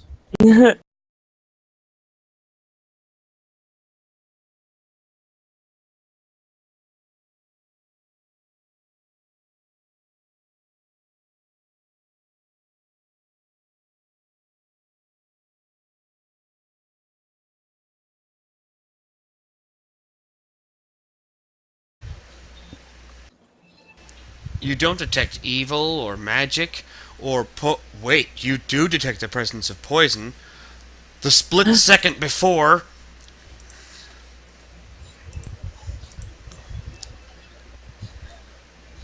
Crazy creatures appear. No. Oh,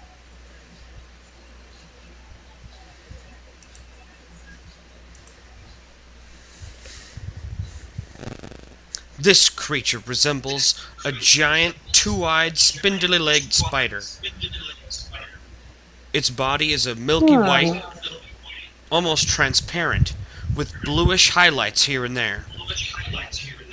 While the pincers and Is legs there a are... knowledge? Oh, hold on. While the pincers and legs are darker blue and more opaque, the hairy maw and pincers seem very excited as it moves in. It seems very hungry for your flesh.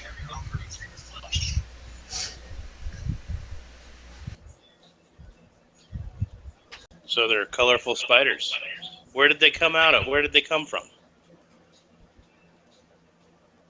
These are more, these are magical beasts that would fall under Knowledge Arcana, I believe. Dang, I don't have that one.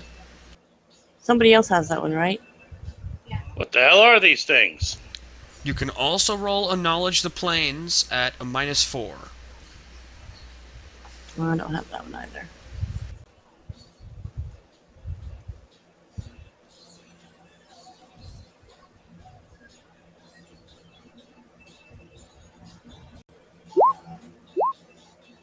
Ah. wrong thing. Ooh. Look at all those good rolls. 16, so Braggy got it. All right, dudes, tell me what this thing is. Braggy recognizes these as phase spiders. That's what I thought. Oh, Spiders son of a that biscuit. spiders that dwell on the ethereal plane. Oh shit, how do we kill these? Well, you don't know of any special weaknesses, but you do know that they have the ability to phase in and out of the prime material in the ethereal world. And as far as you know, they can do it within split seconds. Perhaps faster than you Mother can F. swing a sword. And you also know that they're quite poisonous. Ooh, I have some sort of an immunity to poison. Oh no, it's not poison.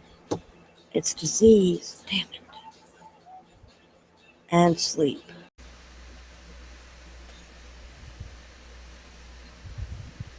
You could try. You could try speaking any language you want to it.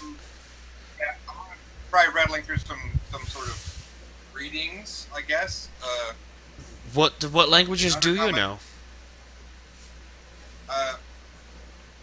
Aside from Halfling, Dwarven, and Gnome, Undercommon, Terran, Draconic, Celestial. So I'm trying Undercommon and Terran, I guess, are my best bet, probably.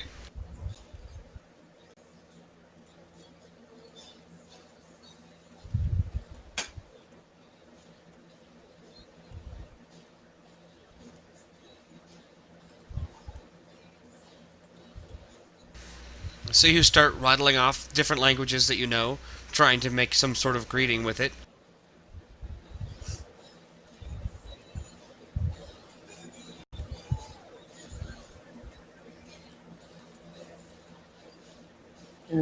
I know Common, Elven, Draconic, Celestial, Orcish, and something I don't know how to pronounce. Tugan, maybe? That's the language of the Easterners, the Horde that came not that many years ago, and it was basically the Genghis Khan language. Hmm.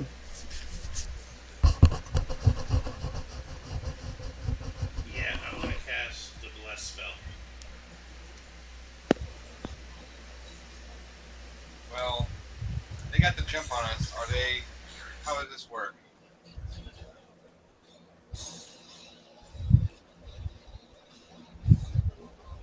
Oh, and I have perception, extra perception for surprises. Wait, what is that damn thing called again?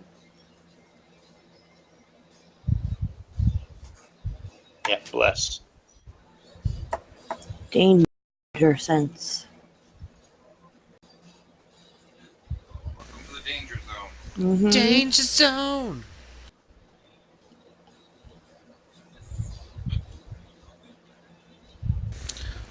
So these creatures are pretty darn cheaty, and in fact, they get to do stuff without you guys getting to do anything when it really boils down to it. So since you guys, you guys, all the hair on your back of your neck was standing up, and you guys knew something was wrong, you sensed something was wrong, but none of you actually were able to perceive them through the different planes of existences, which eventually you can do that. But because they got the surprise round, they have the Ethereal Ambush ability. So they phase into this existence basically as a free action, and then they get to take their full attack. But they're going to do something interesting with their attack. The one near Taitha is going to stab with poison, and the one near... Ooh, is it going to be Jezebel or Amra? Jezebel.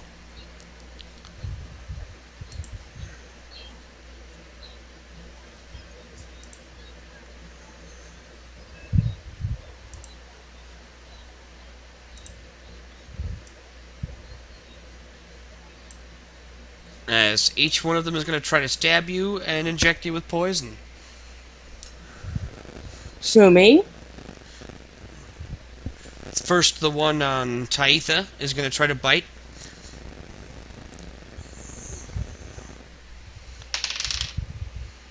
Ooh, 23 hits her.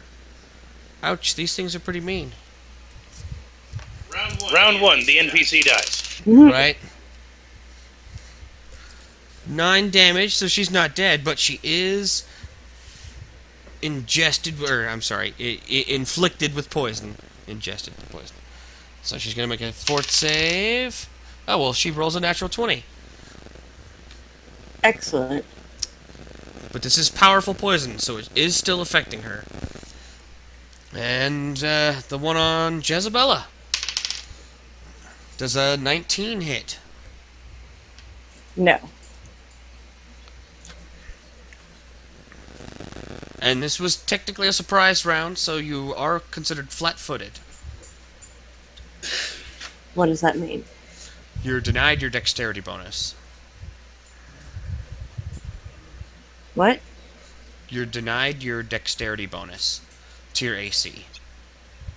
Oh, well then I'm 19. Ha! Right on the money.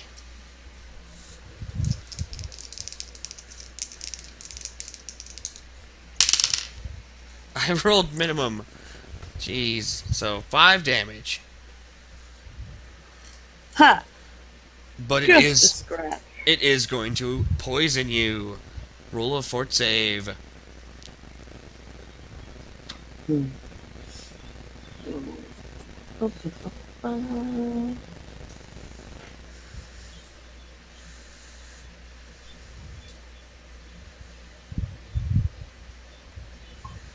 20. You resist the poison, but you do feel that it's still coursing through your veins. Alright, So you will have to continue to resist it. good. These things are both at least 8 feet long and weigh hundreds of pounds.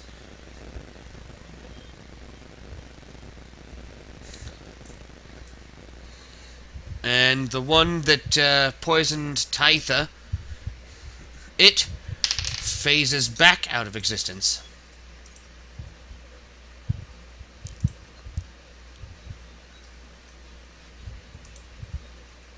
So basically, you decided that because we whooped your butt so quick last time and so easily, that you were going to mess with us a little. Is that what I'm getting? What? These are just to get the flavor of the kind of things that lurk in the Yearwood. Uh-huh. If you say so. I'm just kidding. Okay, the other spider. So let's roll initiative.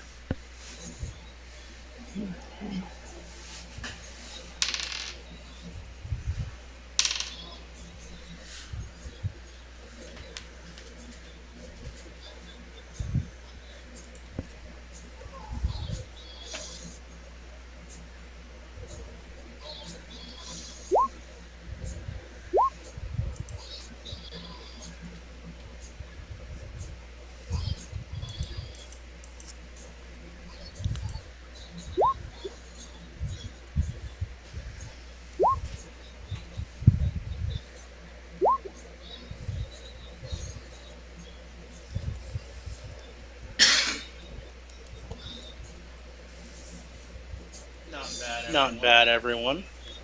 No.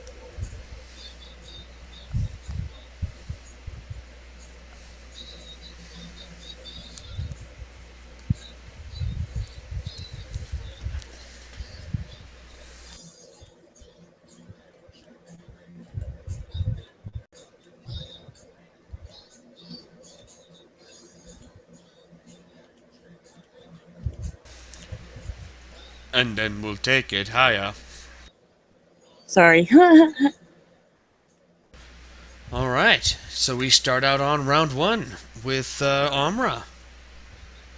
All right, I'm gonna continue with what I was.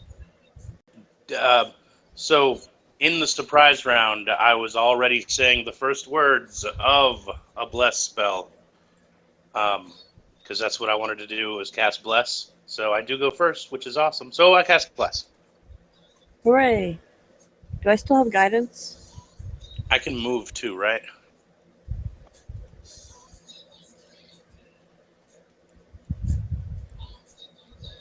Yeah, I can. Hold on, I can move and cast the spell too. So I should step back 1 square away from the spider before I cast it.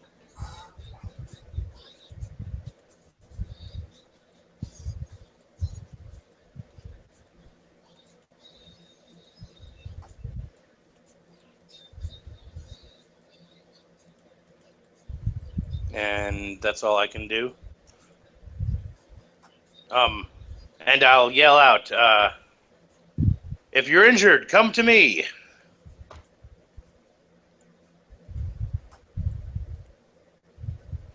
You know, for the newbie in the group. Right, right.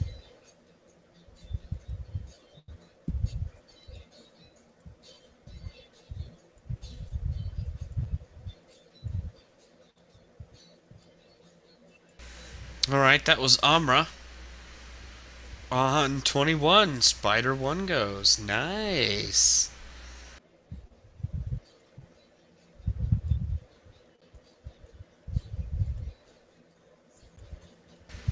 Alright, that was Spider 1's turn. Now, Uru on 20. Wait, what happened on Spider 1's turn? You guys don't know. he's not on this plane of existence. Mysterious things happen. Well, sorry, Spider. We have no time for diplomacy when you're attacking us. So, Voodoo is going to have to kill you.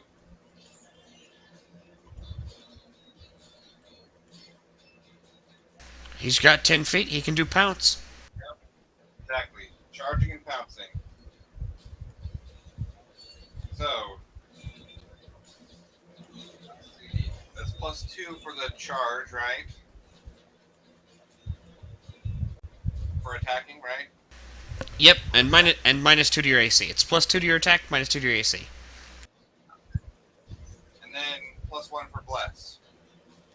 Yes, so you're at +3 to all your attacks. Very nice. With a pounce.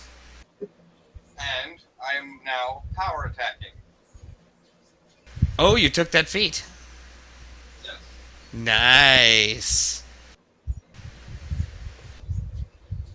So, And unless I'm mistaken, it works the same as it did in 3.5, which is 1 for 1.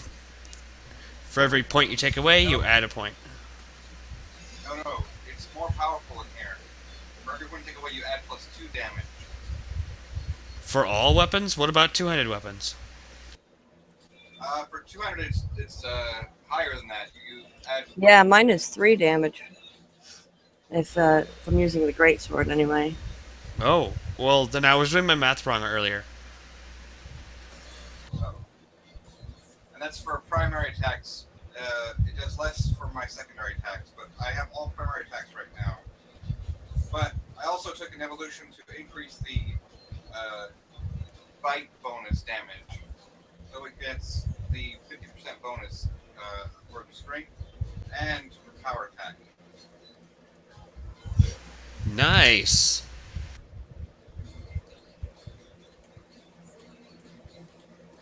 Okay. Let's see. Uru was going to grow into a mighty dragon.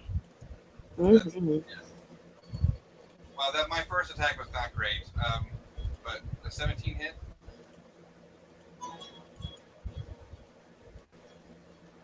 "17 hits me right on the nose. Wow. Okay.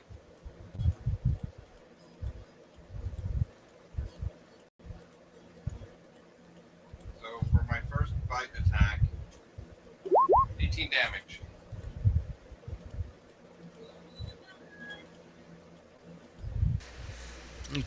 Tear a chunk out of its spider hide. Its exoskeleton? Is that right?" That sounds right. Alright. Now, claw attack. Let's see. Oh, it's the same. Alright, that hits.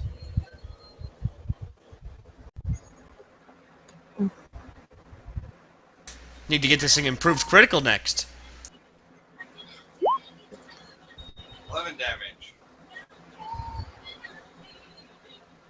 And another claw. 12 damage. And now...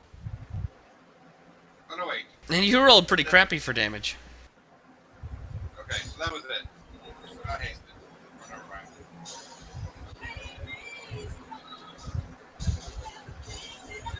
Okay. Still pretty good.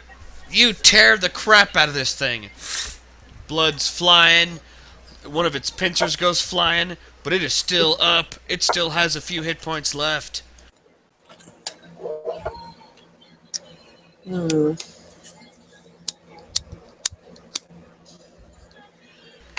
That was on 20 with Uru. On 17 is Spider 2's turn. And seeing as how Uru just bit and slashed and smacked the crap out of it, it's going to try to poison Uru. No, don't. Heh. Okay. AC 20. Oh yeah, that hits. Alright. Minus 2. Well, I did it anyway. Almost max. 15 damage.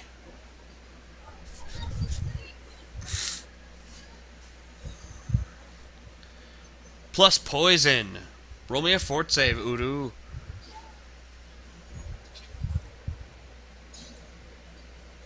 Alright.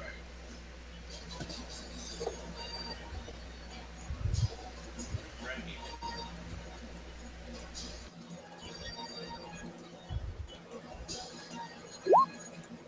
Two.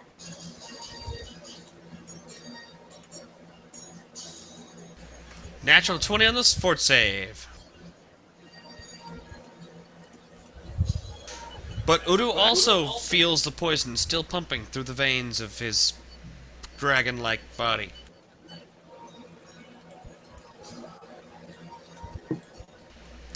That was on 17 to... Oh, I'm sorry. He still have a move action, and he's going to use his move action to be a total dick. Hmm. Okay. And he disappears into the other realm. Asshole.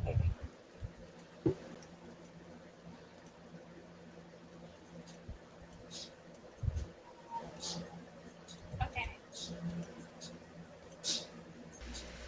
On 12, it is Jinx's turn. Well, shoot. What the heck should I do? You can delay your action, ready an action to attack if you see it. All right. I'm gonna ready an action.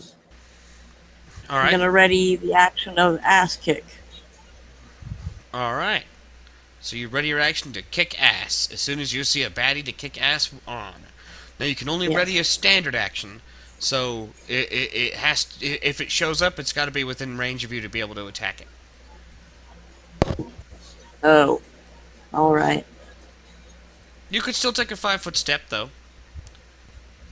Okay. So you can Prepare. ready an action to take a 5-foot step and strike as soon as one of these things shows its ugly face. Yes.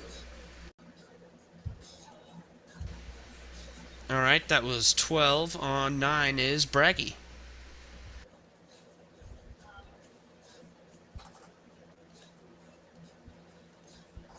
I'm gonna move. How do we deal with these, Braggy? Is it a standard action to ready? Yeah, well, you can only steady a standard action. I mean, I think you can steady I think you can ready a move action. Like if you just want to say, all right, if anything happens, I run over there. I think you can do that, but it is effectively a standard action whenever you're ready. You can steady a random action. Oh yeah, but I'm saying isn't a ready action a random action? Steady, ready, random action. Readying an action is essentially like playing an interrupt card, whereas delaying your action or holding your action, you wait until the person finishes their move before you can make your move. So if you say, I'm just going to wait and see what happens, then at some point an orc charges, you can say, alright, well once this orc is done moving, I want to move after that. But you can't interrupt the orc's action. Whereas if you specify something and say, alright, I'm going to do this if this happens, then you can ready it, and that is an interrupt. Okay.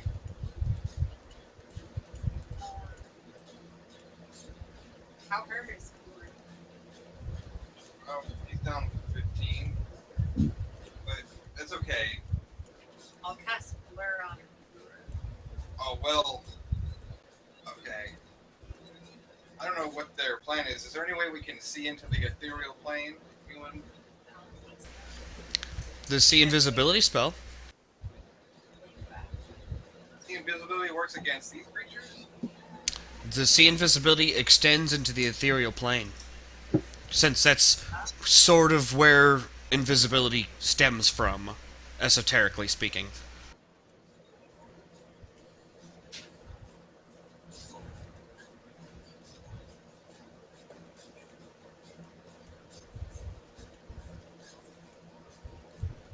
Oh, wow.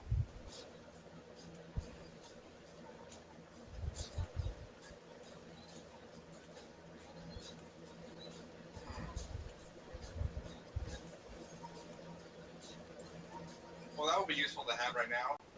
Well,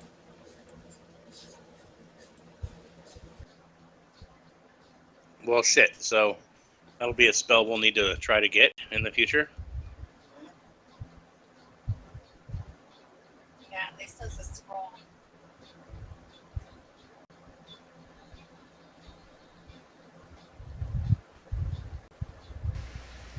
Were you gonna ready an action? Huh? No. I'm just gonna cast Blur on I can barely hear you.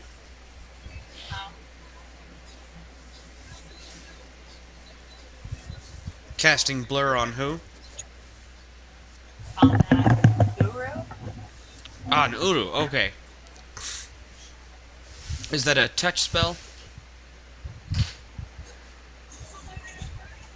Oh yeah, it is. I'll actually. well, okay. I moved up there, but I was here before.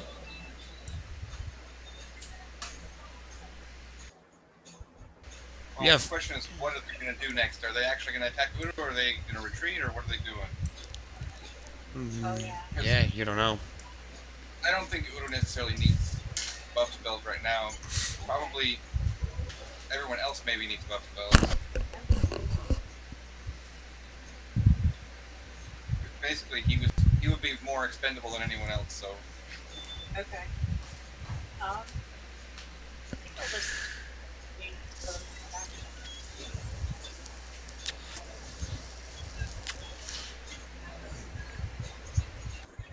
Did you want to delay an action then?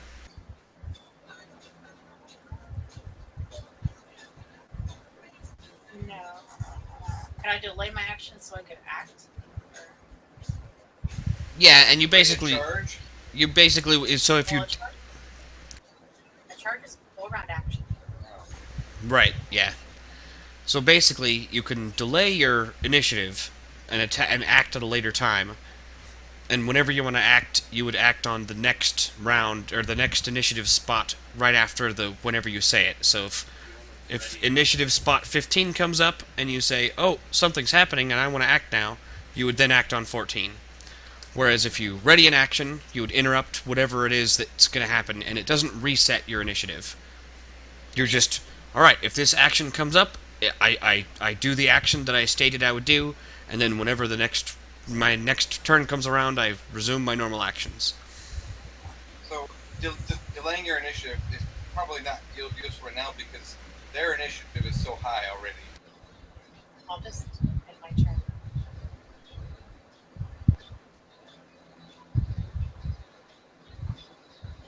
It's not that their initiative.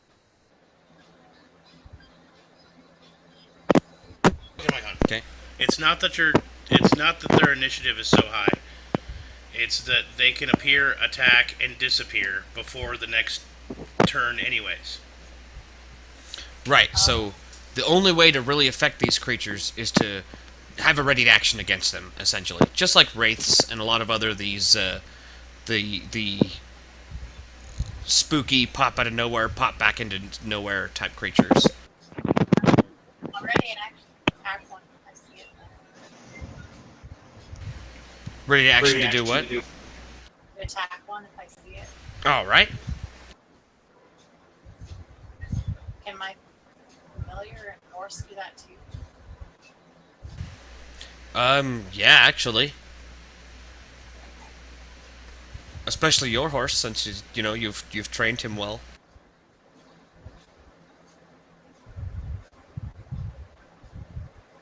Do you actually have ranks in handle animal?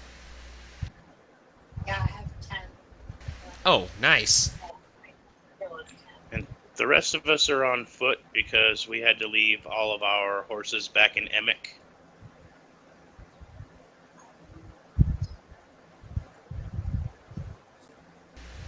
Alright, next is Myron. Nothing? I don't know what to do with these things.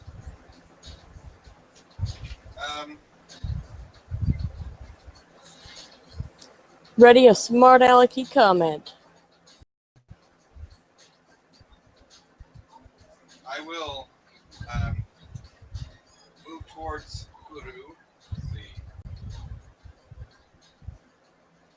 Yeah, I can do that.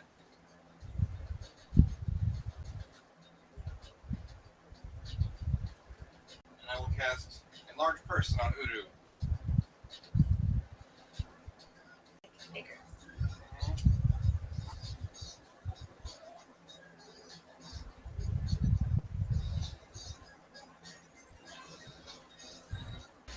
Alright. Does that actually work on Uru?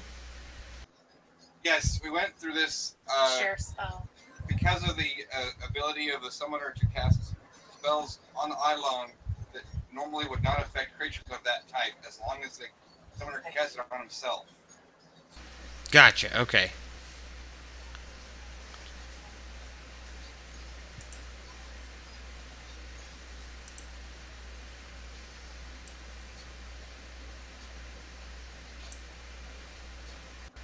Hmm. Scary. Super Uru. Well, he's gonna phase on top of Uru. Well, that's fine. It gives a bigger target for them. So Uru can hopefully attract their attention.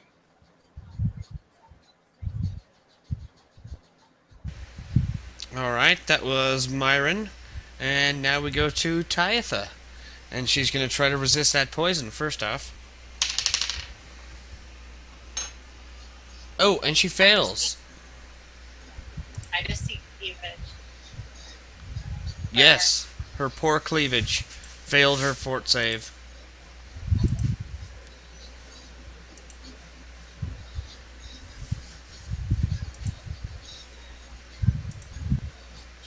So what happens? She goes unconscious and falls onto the ground. So she passes out. Well, shit.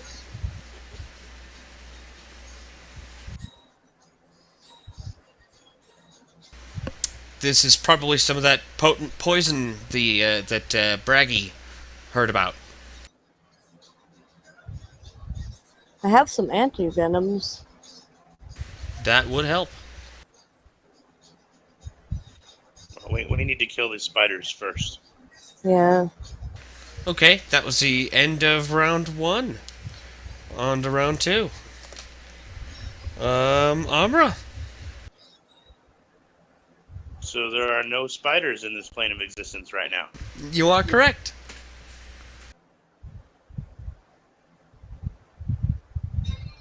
Alrighty, I'm gonna scooch over here.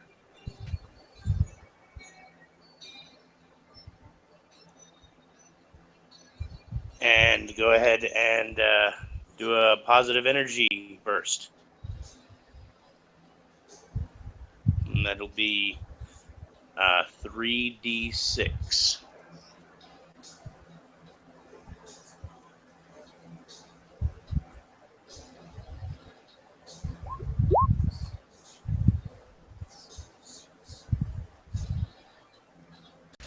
Alright, everybody gets 7 hit points. Tyatha wakes back up. Tyatha wakes back up. What happened? Go back to sleep. Stay Like down. that. Don't get up right now.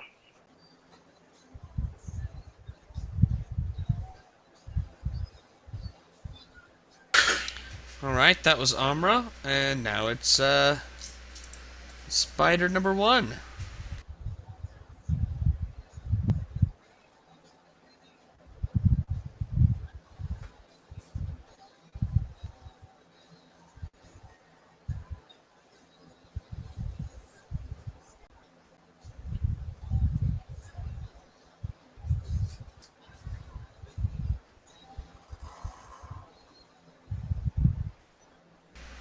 He phases back into existence.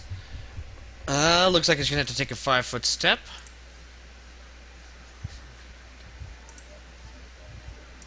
Now, since is my action ready? Like, can I attack him now, or do I still have to wait until my turn? No, that was the end of the turn.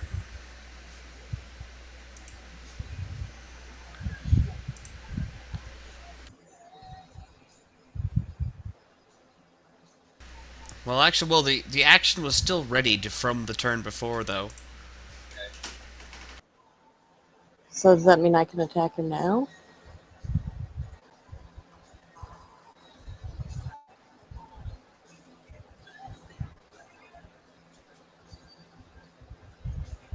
Who did it fight? Let me double check real quick. Okay. Okay, it says you can take a 5-foot step as part of your readied action. So, yeah, even if she was out of reach, she can. Okay, well that explains the thing from earlier. But now we're looking to see if the readied action transfers through to the next round. Hmm. So it's good to know that 5-foot steps are part of it. That's good.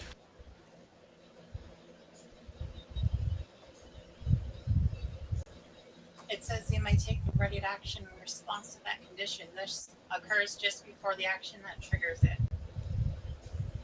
If the triggered action is part of another character's activities, you interrupt the other character. Assuming he is capable of doing so, he continues his actions once you complete your readied action. But keep reading. Your initiative result changes for the rest of the encounter. Your initiative result is the count when which you took your readied action, and you act immediately ahead of the creature whose action triggered by your readied action. You can take a 5-foot step as part of your readied action, but only if you don't otherwise move. And then the next step, the next part is the consequences.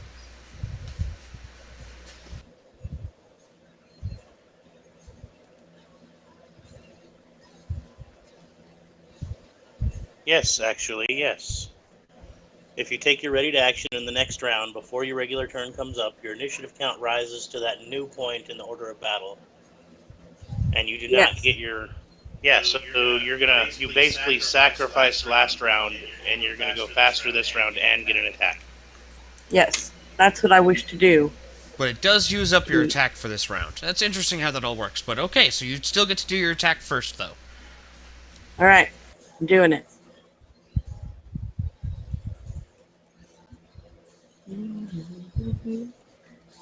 All right, and what do I have cast on me? Guidance? Nope. Yes. And- Yes. Okay. And bless. Oh, well then it's another +1, so it's 18. Does that hit him? The 17, I believe, hit him, so yeah, you're good. Alright. Wait, you did more damage than that. I didn't mean to do that. That was my bad. You do 5 damage just for looking at it. Darn Can we right. pretend I didn't do that? Yeah, I was that's trying fine. to swap out dice. Yeah, and that once you bring that dice roller screen up, if you click on any of those animated dice thingies, it instantly rolls it. I've accidentally Yeah, clicked that was that a bad. few times myself. You have to click the drop down to change it without doing that. Yeah, specifically. Alright. Here I go. 14. You chop and slash burn it. What good? Doesn't look like it's taking much damage though. It's big and scary, and this one has Okay. not been hurt yet. It's alright, I'm ready. Woo! All right, that was Jinx's new initiative on 21, and now the spider's going to continue its action of trying to bite you. Well, that's fair. I rolled a 3 though, so 13 doesn't hit. No, it does not. All right, well I guess it'll use its move action to disappear. Son of a bitch. Well, Bef- can I? be- Yes, I was going to say before I disappear, does anybody else have a reaction? And you did.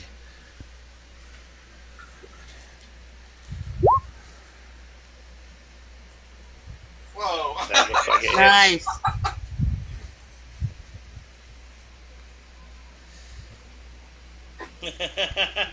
Very nice. I like it. Did a 20 hit? Yeah, this thing's got an AC 17. Okay. And for the pony to hoof attack, you will need to close that 5 feet. You don't provoke an AO or anything because it's just a 5-foot step, but yeah.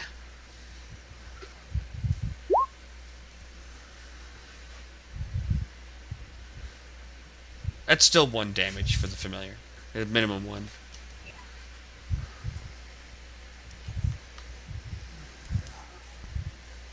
So you stab it with your lance, and your familiar pecks at it, Yeah. and your horsey flails but misses. Flails dramatically with a loud whinny. Oh, it's such a cute tiny little horse. With its death whinny.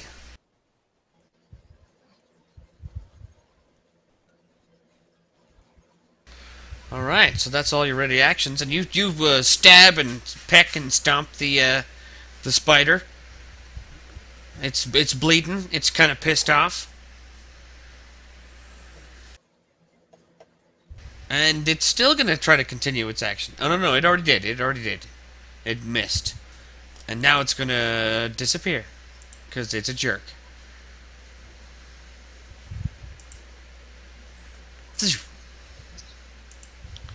And it's gone.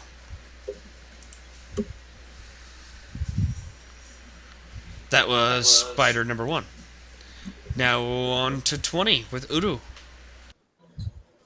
Ready in action to attack the spider thing. Alright, that seems fair.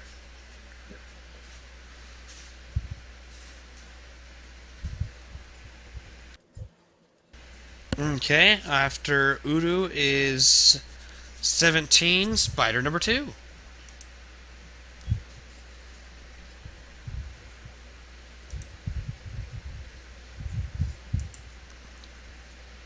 Ooh. And it appears and attempts to attack Braggy. I can attack it, right? Yeah, you have reach now. Because you're large, you have reach. I don't think that applies to. Yeah, his Eidolon is special and has to buy reach with evolution points. Well, no, it's size. humanoid creatures who increase to large, but he's a quadruped, so he doesn't automatically grant reach. I don't think. Yeah, not till huge sized. Oh. But you can still buy reach for him. It's only like 2 points to buy reach. You can take a 5-foot step. Right, that's what I was going to say. Since I read an action to attack, can I just take a 5-foot step and attack from there? Yes, specifically. Okay. Because it's a ready action, you can't do the pounce or any of that stuff, but you can definitely beak him. Or bite him. I can just do a bite attack, basically. Yeah.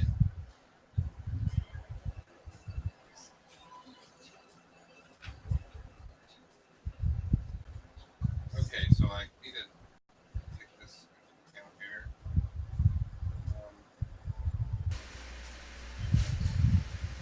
Did it power attack at all? Yes. Giving the +1 for my smooth strength, -1 because I'm large. My attack bonus evens out there. +1 for bless is still in effect, right? Yes.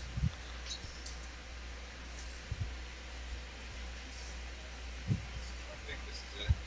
Oh, 17. On the money. How much did you power attack? It's -2 to attack for +4 damage, and then because the primary bite attack that damage is +50%, so it's +6 damage for power attack. Very nice. Let's see.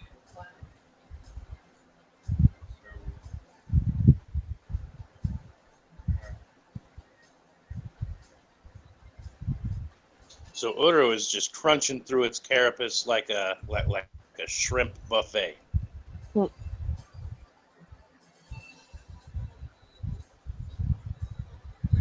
Correct. Oh, and the natural attack goes up 1 die when with being large. Yeah, nice. What is it now? So it's going to have D8 plus 16 power attack. Jeez. Monster. Yep. Crunch. Uru lifts him up into the air, all 700 pounds of spider, and crunches its carapace in half. The big bulbous end that he would spin webs with plopping onto one side, and the head and some of the limbs plopping onto the other. While the rest, he crunches and chews. Whether or not he swallows it, I don't know. It's a spider. I don't know if he would actually eat a spider. But he definitely killed this thing.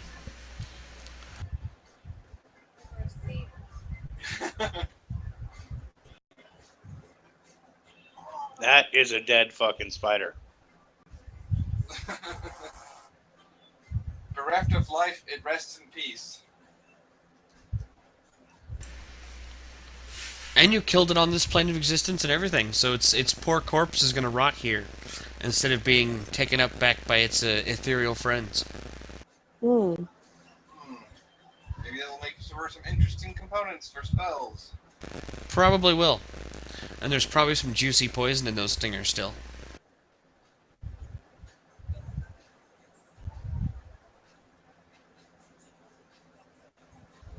Alright, that was 17 with Spider 2, who's a dead mofo. Let's see, that got moved. Myron on 7.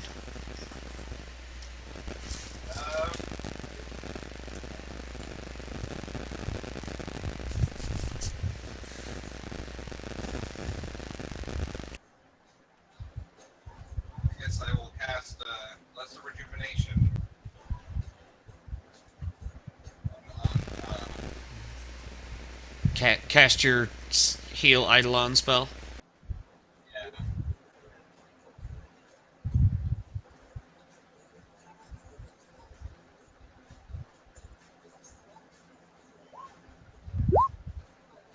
Alright, back to full.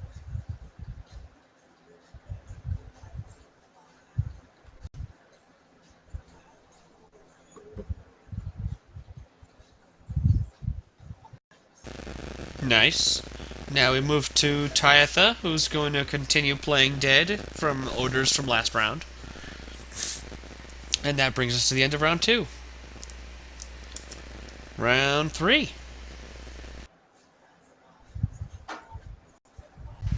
Amura.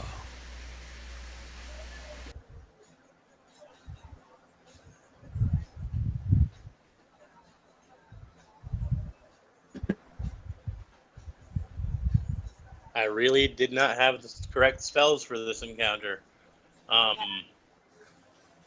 So I'm going to, let's see. Can I do a quick battlefield assessment as to who all is injured? Like, do I need a heal check? I'm at full right now from your healing burst earlier.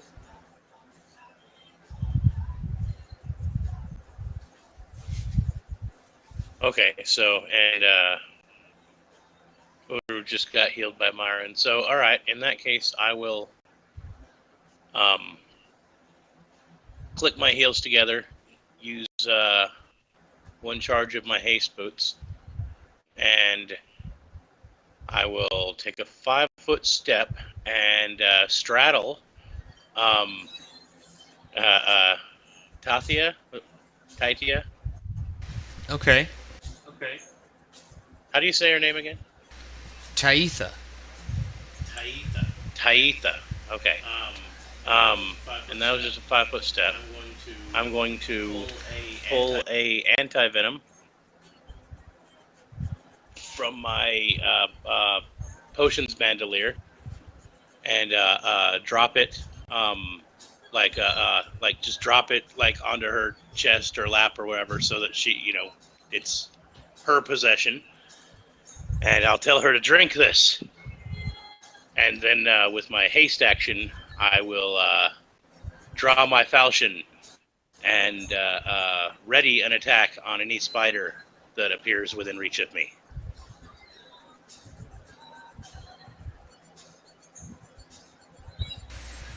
Okay, took a 5-foot step, move action to pull the potion and drop it.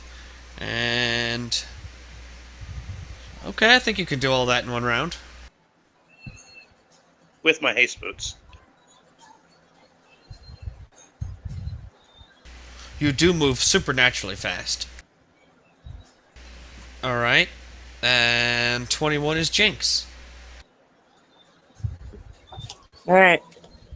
I'm going to ready another action. Prepare myself to fight for when the next dude comes back. Alright, on the same round as Braggy.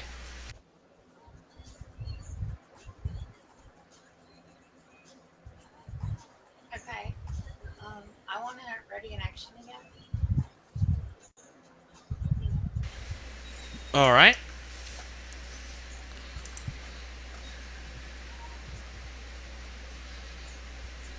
Well, let's see just how brave this spider is.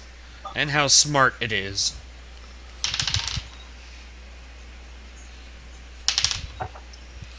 Oh, it's dumb. Okay, well. Okay.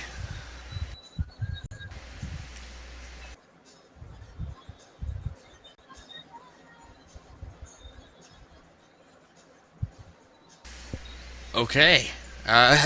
It reappears, attempting to stab at Omra.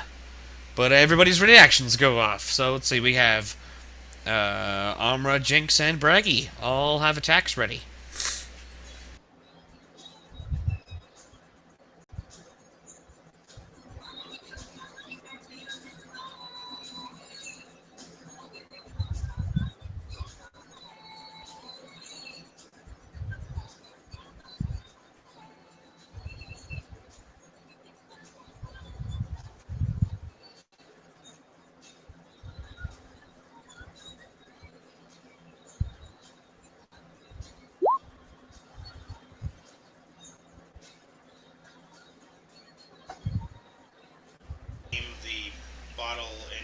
cleavage and wasn't paying enough attention to attacking. That's fair. My mic wasn't.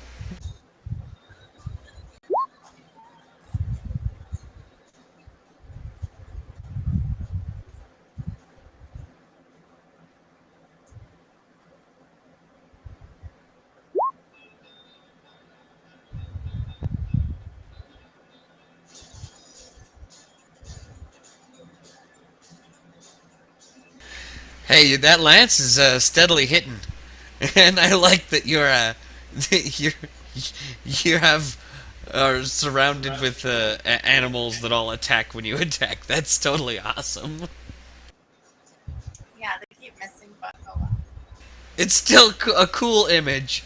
The halfling riding on a pony with a bird on its shoulder, and everything freaks out and attacks all at once.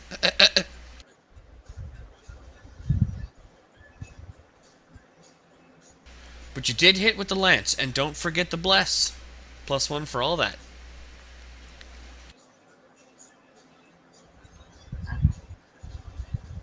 I would still miss. No, this thing's got an AC 17. Oh yeah, just my lance hits. Yeah. 8 damage. Or plus gives damage bonus. No, it doesn't. Oh, I'm sorry. I didn't realize you already rolled damage. My bad.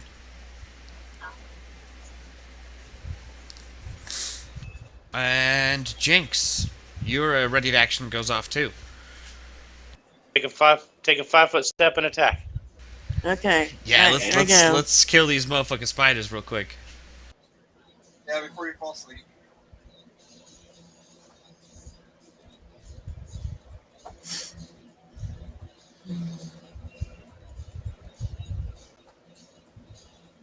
You get 1 to your attack roll for blessing still. Okay. That's a hit.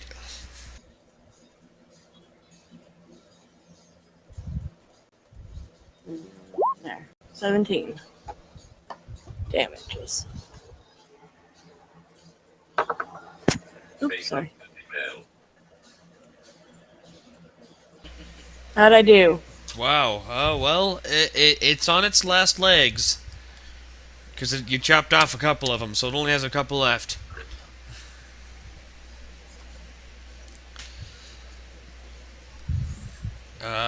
Shit, it should really just be out of here. But it's gonna have to do one last fuck you before it dips.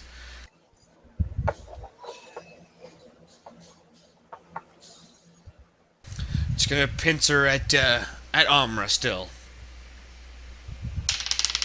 Spiders are jerks. Oh, dang it. It rolls a 1. Did he kick his own ass? No, but he certainly did not connect.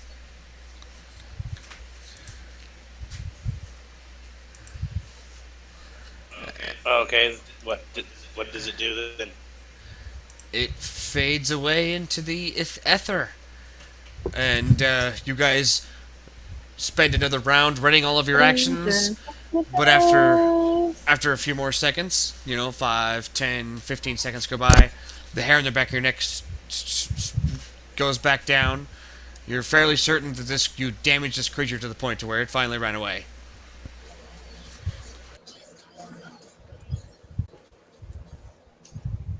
I still don't think we should camp here. Not a bad idea. Also, Tyatha. Oh, jeez, she rolls a 1 on the poison, so she ends up passing back out. Did she drink the vial that I gave her? She didn't have the chance. She, starts to notice you guys are quiet. She reaches for the vial and passes out. Okay. I'll sack a first level spell for a cure light on her. And then whether she becomes conscious or not, I'll pour that anti-venom down her throat.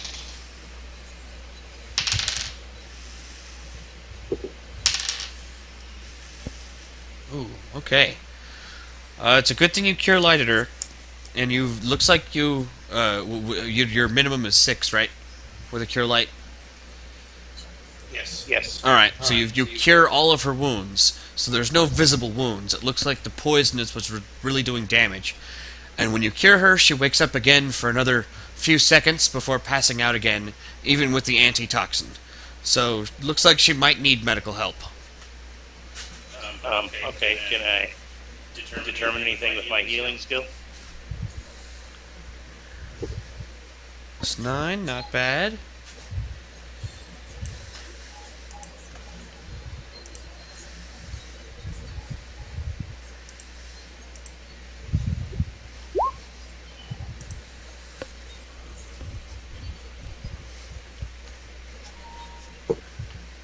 You whip up a quick poultice, and you're fairly certain that if you can neutralize the poison effect within the next few seconds, she should live. But she's not going to be waking back up today. And this is after I poured the anti-venom down her throat? Yes, I'm giving you the bonuses for that.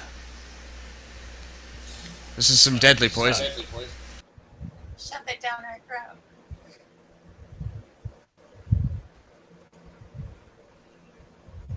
He had neutralized.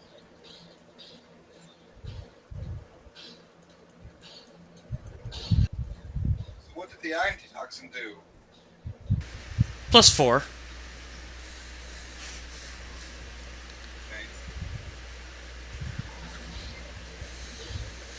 Okay, so I don't have neutralized poison as a spell.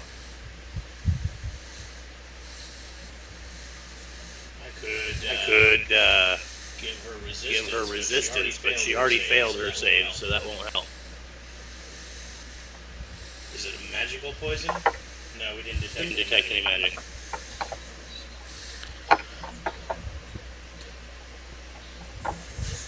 Is it Dark Reaver? Because I have some of those antitoxins.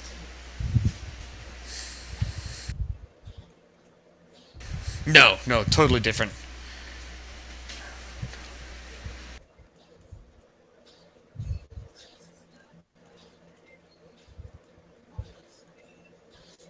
Well, I can keep channeling energy, healing wounds. But as far as the poison goes, all I can do is try to keep her alive. She'll have to fight that off on her own, I guess. I can give her a healing check and channel positive energy and resistance. How far out of town are we? the whole day. Well, you guys been traveling for a whole day, and it was only supposed to be like a day to day and a half from where you were. Assuming that the trail you've been following has been accurate, you shouldn't be very far from that little village that she was leading you to. So should we try and keep her alive and carry on to the village? Probably. And if we're going to get somewhere where we can rest and rememorize spells, I can memorize. I'm pretty sure I've got some anti-poison spells I can memorize for the next day.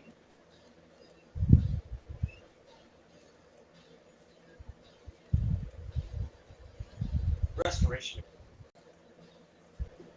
We have to try to keep her alive for a day before I can memorize any spells that will save her. So, All right, we can do it. Lively hands. Okay, so you guys are gonna keep her alive and take her to the next town? That's the nearest place we can go, right? Yep. So let's switch the map back to the travel map.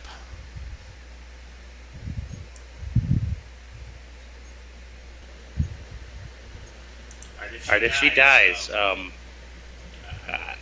maybe we should just not tell anyone and just no,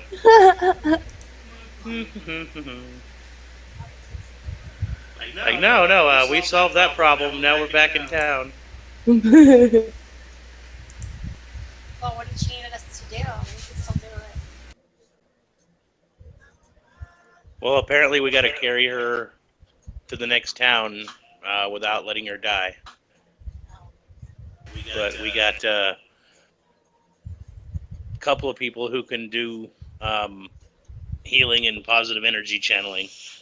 But I guess we need more than that to actually save her.